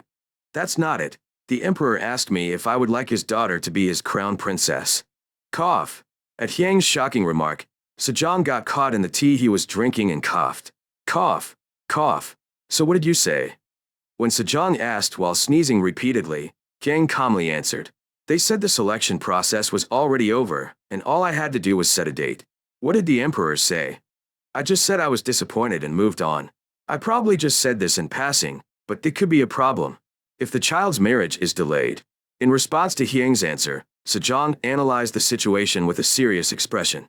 So what I said in passing could actually be true. That's right. But does the selection take this long? It just so happened. In response to Hyang's question, King Sejong was speechless. Thanks to the diligent efforts of Jeomji, who became acquainted with the Hyang's pilgrimage to Jabang, those who met the standards desired by the Hyang were nominated as candidates. Everyone has great off-white color. The beauty of the women who were nominated was so outstanding that King Sejong was impressed when he saw those who passed the talent test. In addition, Jeomji paid much attention to it. His knowledge was good, and his mentality was as good as that of a crown prince. However, a problem arose there. Isn't this bastard going to become a mess because he is obsessed with women? At the same time that King Sejong had his doubts, the ladies in charge of the review all gave unfavorable opinions. All of the candidates are fair-haired, possessing both intelligence and knowledge, but their faces are full of lust. If you make a mistake, the monarch may become fascinated by the lust and neglect his affairs. All of the candidates have beautiful bodies, but that beauty is a problem. As a monarch's woman, the most important responsibility is fertility, but with a body like that, it is difficult to withstand the shock of pregnancy and childbirth. Because all the court ladies gave negative opinions, King Sejong selected additional courtiers. The newly selected governors were those who met traditional standards. However, when King Sejong saw the newly selected guards, he fell into trouble. Isn't this it? The newly elected officials were also well educated and had a good mentality. However, appearance was a problem. It was healthy and hearty, but that was the end. If that child's personality is that, I'm sure I won't get out of Area 51. As soon as the topic of marriage came up, King was a picky guy who went around to different rooms and set his own standards. Whoa, it's a challenge. King Sejong sighed at the difficult problem to find an answer to. Come to think of it, I was lucky. Then, so, is brother Yangyang going out like that? Lady Jeonsul of Yangyang, the eldest son of King Taejong, gave the impression of a traditional eldest daughter-in-law. They were all good, like the ones selected in the second round, but the off-white color was a little off. At least my sister-in-law has a good heart, so she endured my brother's abuse. If it had been like that, there would have been a lot of chaos. Queen Wongyang, King Taejong's wife, was a woman of as great a character as King Taejong.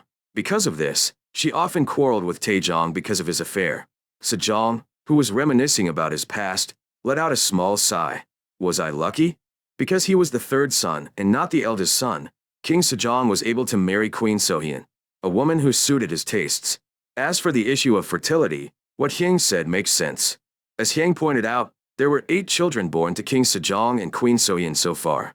If we simply calculate the age difference between her children, Queen Sohyun was pregnant with the next child almost immediately after the gestation, birth, and weaning period of one child. If we include the concubines that King Sejong took after becoming king, at least one of the concubines, including Queen Sohyun, was pregnant every year. While King Sejong was agonizing over the difficulties he faced in the process of selecting the crown princess, the Emperor of Ming's secret words threw a bombshell. As Sejong blurted out his words, King pointed out the urgency of the situation.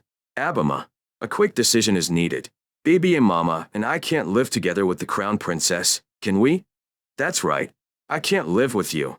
Even in Soja's opinion, the standard was a little high, but considering the time that has passed, we are reviewing. Judging. Sejong, who interrupted Hyang's words, hurriedly settled the situation. Let's stop here for today. I'll make a decision on that soon. Yes? Yes. After sending out the scent, King Sejong went straight to Queen Sohyun. Ho ho ho. Queen Sohyun, who was taking care of Grand Prince Pyongwon, who had recently been born, covered her mouth and burst into laughter at King Sejong's complaints. It's nothing to laugh about. If you think about that child's personality, it's the hardest problem of all. Queen Sohyun smiled and nodded at King Sejong's words. That's right. If Hyang's personality is anything to go by, he's a child who can do just that. What would you like? Queen Sohyun answered King Sejong's question right away. Do whatever the Scent wants you to do. King's personality isn't that of a child who would be fascinated by colors and neglect their affairs, right? Rather, he is someone who is so absorbed in work that he neglects his family. Sejong's eyes, which had been observing Scent for a long time, were extremely accurate. So, you don't need to worry. The problem of heirs can be solved if the medical doctors work hard. King Sejong, who had been pondering Queen Sohyun's words, soon came to a conclusion. It would be best to do as the Queen says. I am so fortunate to have the Queen by my side. The new concubine is also included. Although she answered with a smile, there was a small sadness hidden in Queen Sohyun's eyes. Around the same time, the Forbidden City. That guy, are you saying it's a pity? Emperor Seondeok returned to his bed after completing his official duties and muttered as he quenched his appetite. What he regretted was the scent. Like I heard, he's definitely not an ordinary guy. The Crown Prince of Joseon is not ordinary, was what all envoys who visited Joseon said in unison. Not normal? In response to Emperor Seondik's question, the envoys all said the same thing. That's right. First of all, when it comes to academics, despite his young age, he was definitely not lacking. He was humble and said he was lacking, but as we talked, there was no way to gauge the depth of his knowledge. Then what does it look like? When asked about the appearance of incense, the envoys answered immediately. Very handsome. Although she is still young, her beauty cannot be hidden. If the legendary Songik and Banan were reincarnated, they would have been the crown princes of Joseon. If the crown prince of Joseon were to take to the streets of Beijing, he would have been able to see Chiok and Young Geo with his own eyes. Is it that much? When the words Chuck and Young Geo came out, Emperor Seondik's eyes sparkled. The origin of the old saying, Chuck and Younger, came from the story that when Banan drove a cart on the road, the cart was filled with fruits thrown by women, even grandmothers. It was based on the old custom of women giving fruit to men they liked. As all the envoys who visited Joseon came out with words of praise for the crown prince, Emperor Seondik was piqued with curiosity. Shall we ask him to come over? When Emperor Shinda was in a state of light worry, Xian came to Beijing with an envoy troop just in time. Indeed. Seeing Hyang politely bowing to him, Emperor Seondik let out a series of exclamations in his heart. I heard that you are still so young that you haven't even had a ceremonial ceremony, but you are so devoted. Although he had not yet shed his boyish appearance, anyone could recognize him as a handsome man thanks to his scraggly stature and clean-cut face. During the banquet that followed and the war of words about the joint venture, Seondok liked the scent more and more. Humble but not servile, not rude but not rude. What a talent! It wasn't just Seondok that I liked. The crown prince from Joseon is a man of peerless beauty. The rumor spread through the court ladies and eunuchs who attended banquets and lodgings, and all the court ladies and eunuchs in the Forbidden City used various excuses to enter Hyang's lodgings at least once to see his face. And the rumor that spread like that spread beyond the Forbidden City and throughout Beijing. Thanks to this, as soon as Hyang came out of the Forbidden City to return to Joseon, the real scene occurred where residents of Beijing flocked to watch the procession of Joseon envoys. I'm sure he's going to be big. If you smell a scent, say, hey, I'm the crown prince. Seondok's worries deepened as he muttered something he must have accepted in his mind, saying, he's going to become big anyway. Marriage is the best check. But, as a joke, he said, there are some good female restaurants, which made Hyang freak out, but even if Hyang had responded, it would have been a problem. His daughters, the eldest of whom was now 7 years old. We wanted to send his sisters, but this time, they were too old. Even so, it's a pity. Then, hello. Yes, Your Majesty. Call the Assistant Cabinet Secretary immediately. Yes, Your Majesty. Emperor Seondik, who gave orders to the eunuchs, strengthened his decision. If things don't work out, there is also the option of an adoptive daughter, so the first thing to do is check whether what the Crown Prince of Joseon said was true or just an excuse. As time passed, Emperor Seondik gave an order to the Assistant Cabinet Secretary who had returned in a hurry after leaving the palace. Send someone to Shandong and get detailed information about the Crown Prince of Joseon, especially focusing on marital status. You mean marriage? Didn't you see the cabinet report? The Crown Prince of Joseon is not a criminal. I think you need to keep the reins on. I'll send someone right away. Emperor Seondik's words, we must find a way to control the Crown Prince of Joseon, were what the Assistant Cabinet Secretary himself wanted to say. However, when Emperor Shinda said the same thing, the Cabinet Secretary immediately sent someone to Shandong. Before the people do something stupid, let the Hyang marry. It's a race against time. As the situation became more urgent, King Sejong took matters into his own hands. First of all, the cadets selected in the second round were sent home first, and among those selected in the first round, they began to select those who would ultimately participate in the three-round selection. Jusu, who fell from Gantik, returned home receiving gifts such as silk and various jewelry. The wives who returned home after failing to be selected were surprisingly quickly chosen for marriage, and the reason for this was that they were chosen right away. I was selected as a candidate for Crown Princess, so what could be better than this as a daughter-in-law? In addition, there were things that became fashionable in private homes when the elites who were rejected returned home. Or to be more precise, there were things that accelerated the speed of the trend. The first was a toilet. Although it was already commonly used in palaces, it had not spread much in private homes. The reason was that the bathroom needed extensive construction. However, upon returning home, the first thing that the royal family members mentioned about their experiences in the palace was a toilet, and after hearing about its convenience, the houses purchased toilets through the upper section connected to Area 51 and began construction. And next were the glass products made at the glass workshop. These glass products were truly explosively popular. And the most recent product among them, the face mirror, became a must-have for women at the time. From a face mirror decorated with mother of pearl and placed in the master bedroom, to a full body mirror that allows you to see the entire body, to a small face mirror that is slightly larger than the palm of your hand. Women bought mirrors one by one according to their circumstances. No, it was an item that even men who were said to be stylish had to have, regardless of whether they were noblemen or noblemen. And, among those who sighed while looking in the mirror, there was also incense. Even when I look at him, he has a very handsome face. Kiang stood in front of the full-length mirror installed in her room in the East Palace, posing in various positions and praising herself. With a face that combines the strengths of King Sejong and Queen Sohyun, and as he entered his growth period, he gained a tall height and wide shoulders through balanced nutrition, at least 8 hours of sleep, and horseback riding and martial arts training.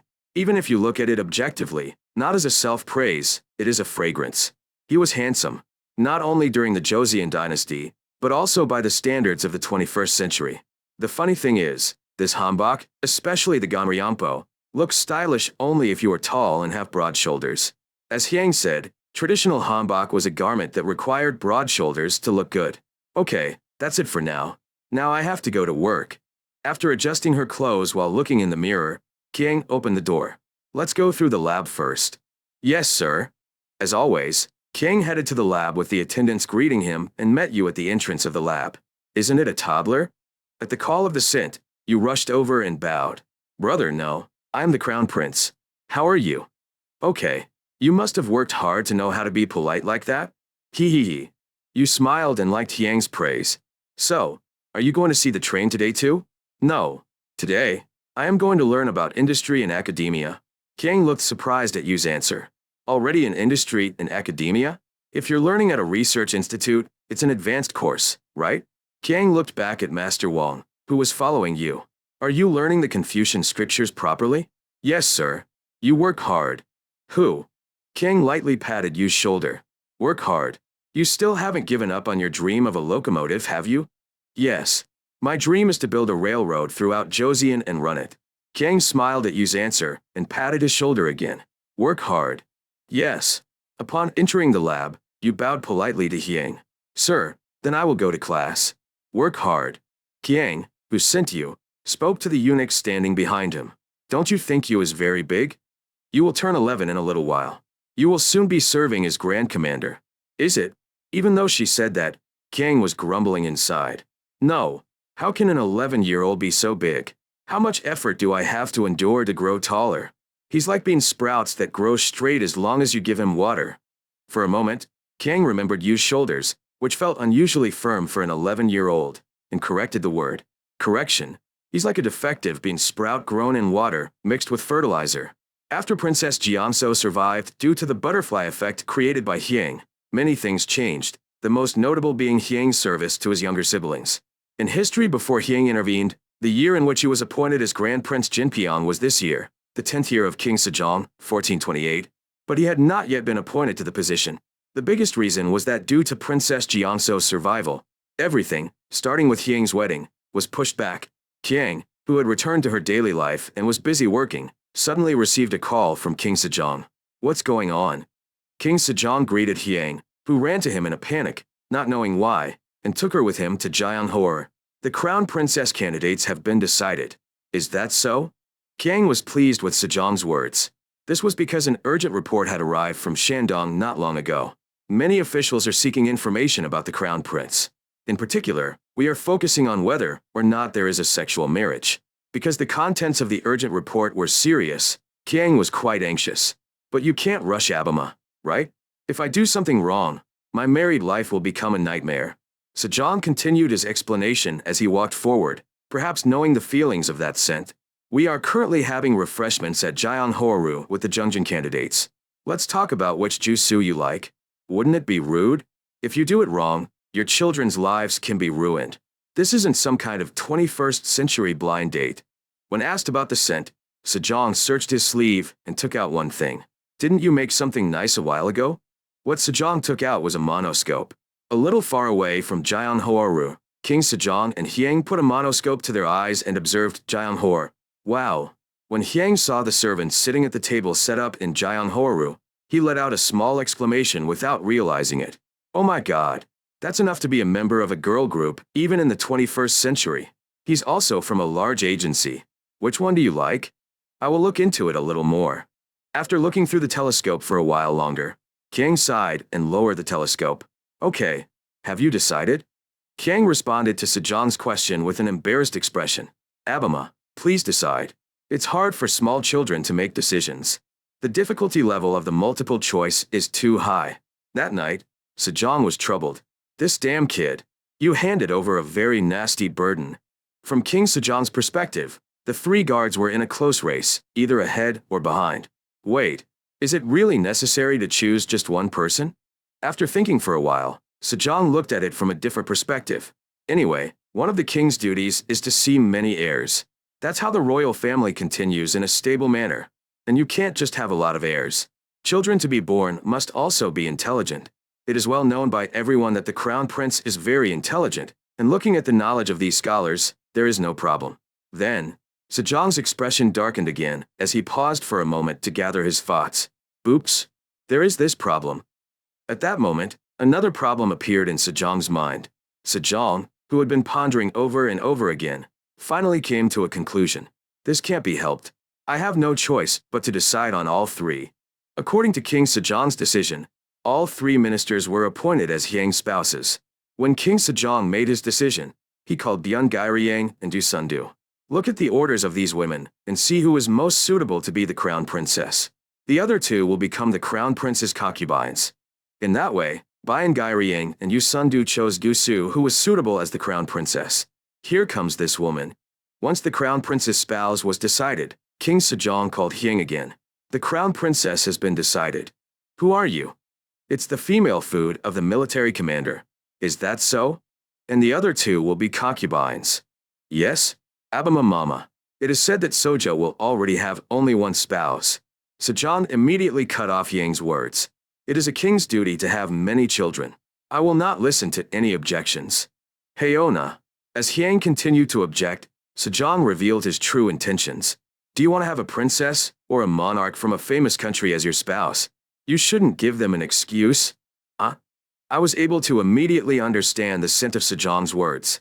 In a situation where there was only one spouse for the crown prince, Ming could use various justifications to force her into the concubine. If that happens, another problem will arise. Even if the woman pushed in by Ming is her concubine, she is not a concubine. However, if there are concubines as well as maintenance, the Ming dynasty will not send a woman due to pride issues, and even if it does, it will be diluted to one of the concubines. Hyang bowed her head at Sejong's firm words. It may be different from Soja's beliefs, but it is a commandment and I will follow it. Sejong, who was staring at that scented face, opened his mouth.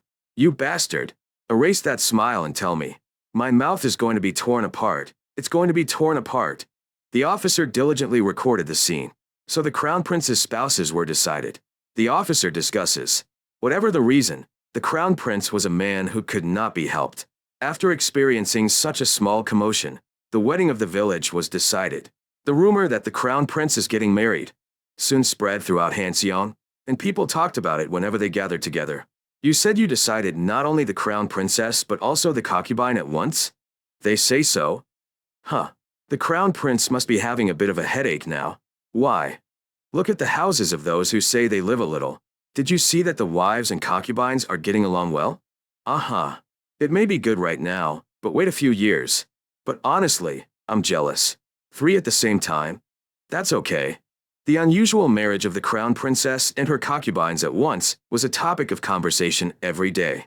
In the history before the intervention of incense, it was the first to be discontinued. But in the history that changed with the intervention of incense, incense was given the title of first. Most of those who heard the rumor were talking about the unusual marriage of 1 groom and 3 brides. But some were talking about other topics. Will an amnesty order be issued this time too? Well, it hasn't been long since the amnesty order was issued, right? Wouldn't it be difficult?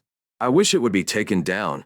No matter how much of a bastard he is, seeing him locked up in prison still makes me burst into tears. As Hyang resolved the long-held wishes of Joseon and the royal family, including Jeonggi Byeonmu, King Sejong issued a nationwide pardon.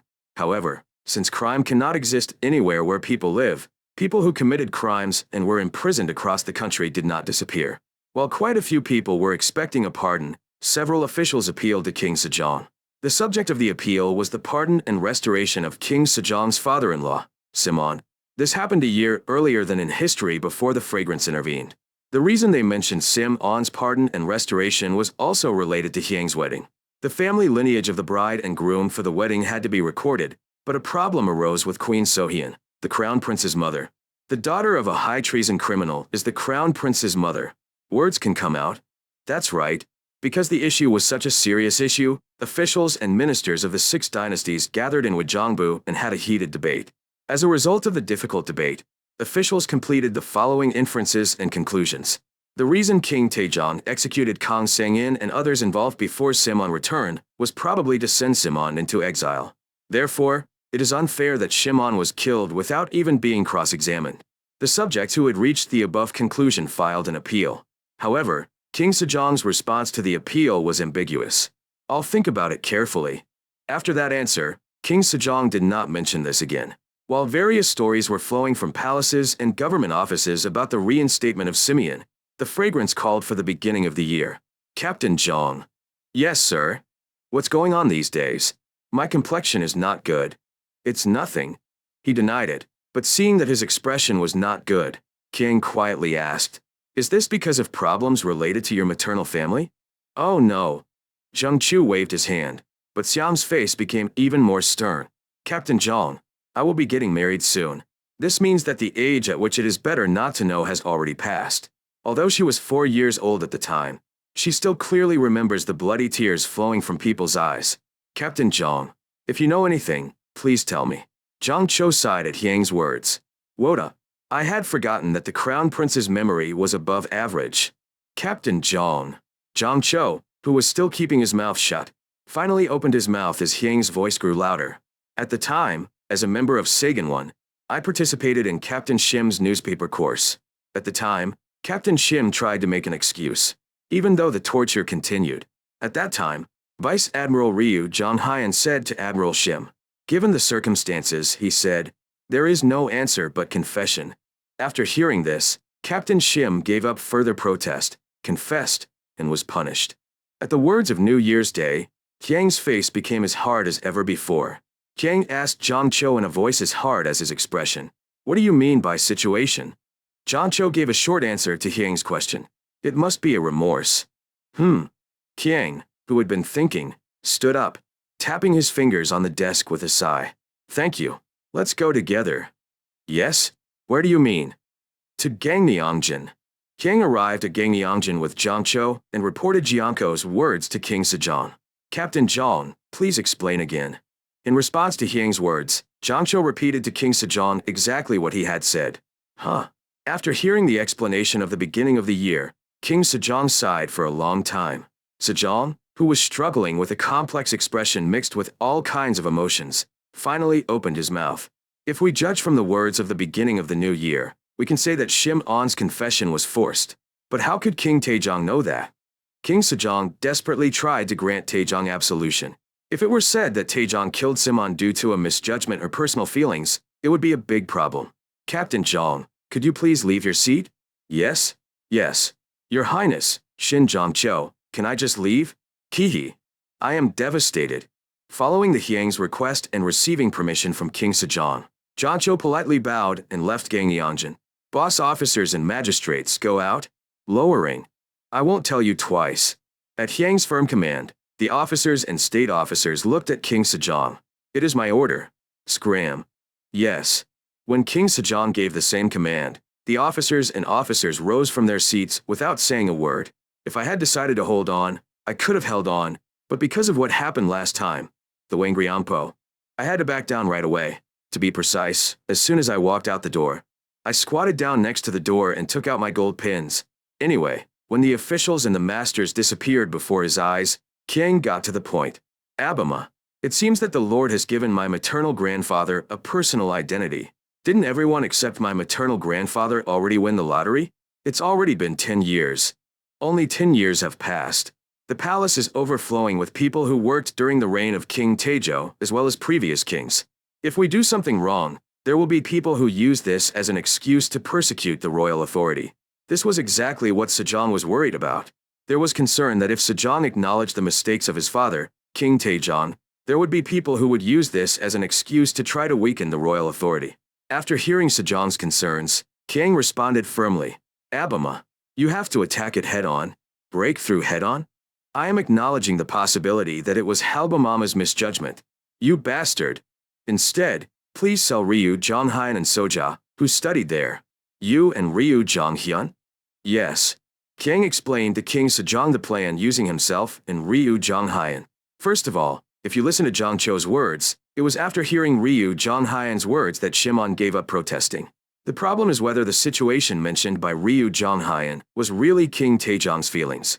Taejong only had suspicions, and there is a strong possibility that Ryu Jonghyun was an operation to deal with Simon, who could become a member of King Sejong's royal family. The basis for saying this is because of Ryu Jonghyun's actions. Before becoming his student, Ryu Jonghyun carried out various efforts to strengthen the priesthood. Therefore, Ryu Jonghyun made Shimon confess by implying that he was Taejong's true heart. If this were to happen, Halbamama would have no choice but to be punished because my maternal grandfather confessed. Rather, even though he was the ruler of Abamama and the maternal grandfather of Sesan, he was dealt with strictly according to national law. "I see." Sejong exclaimed in exclamation at the solution provided by Hyang. According to Hyang's solution,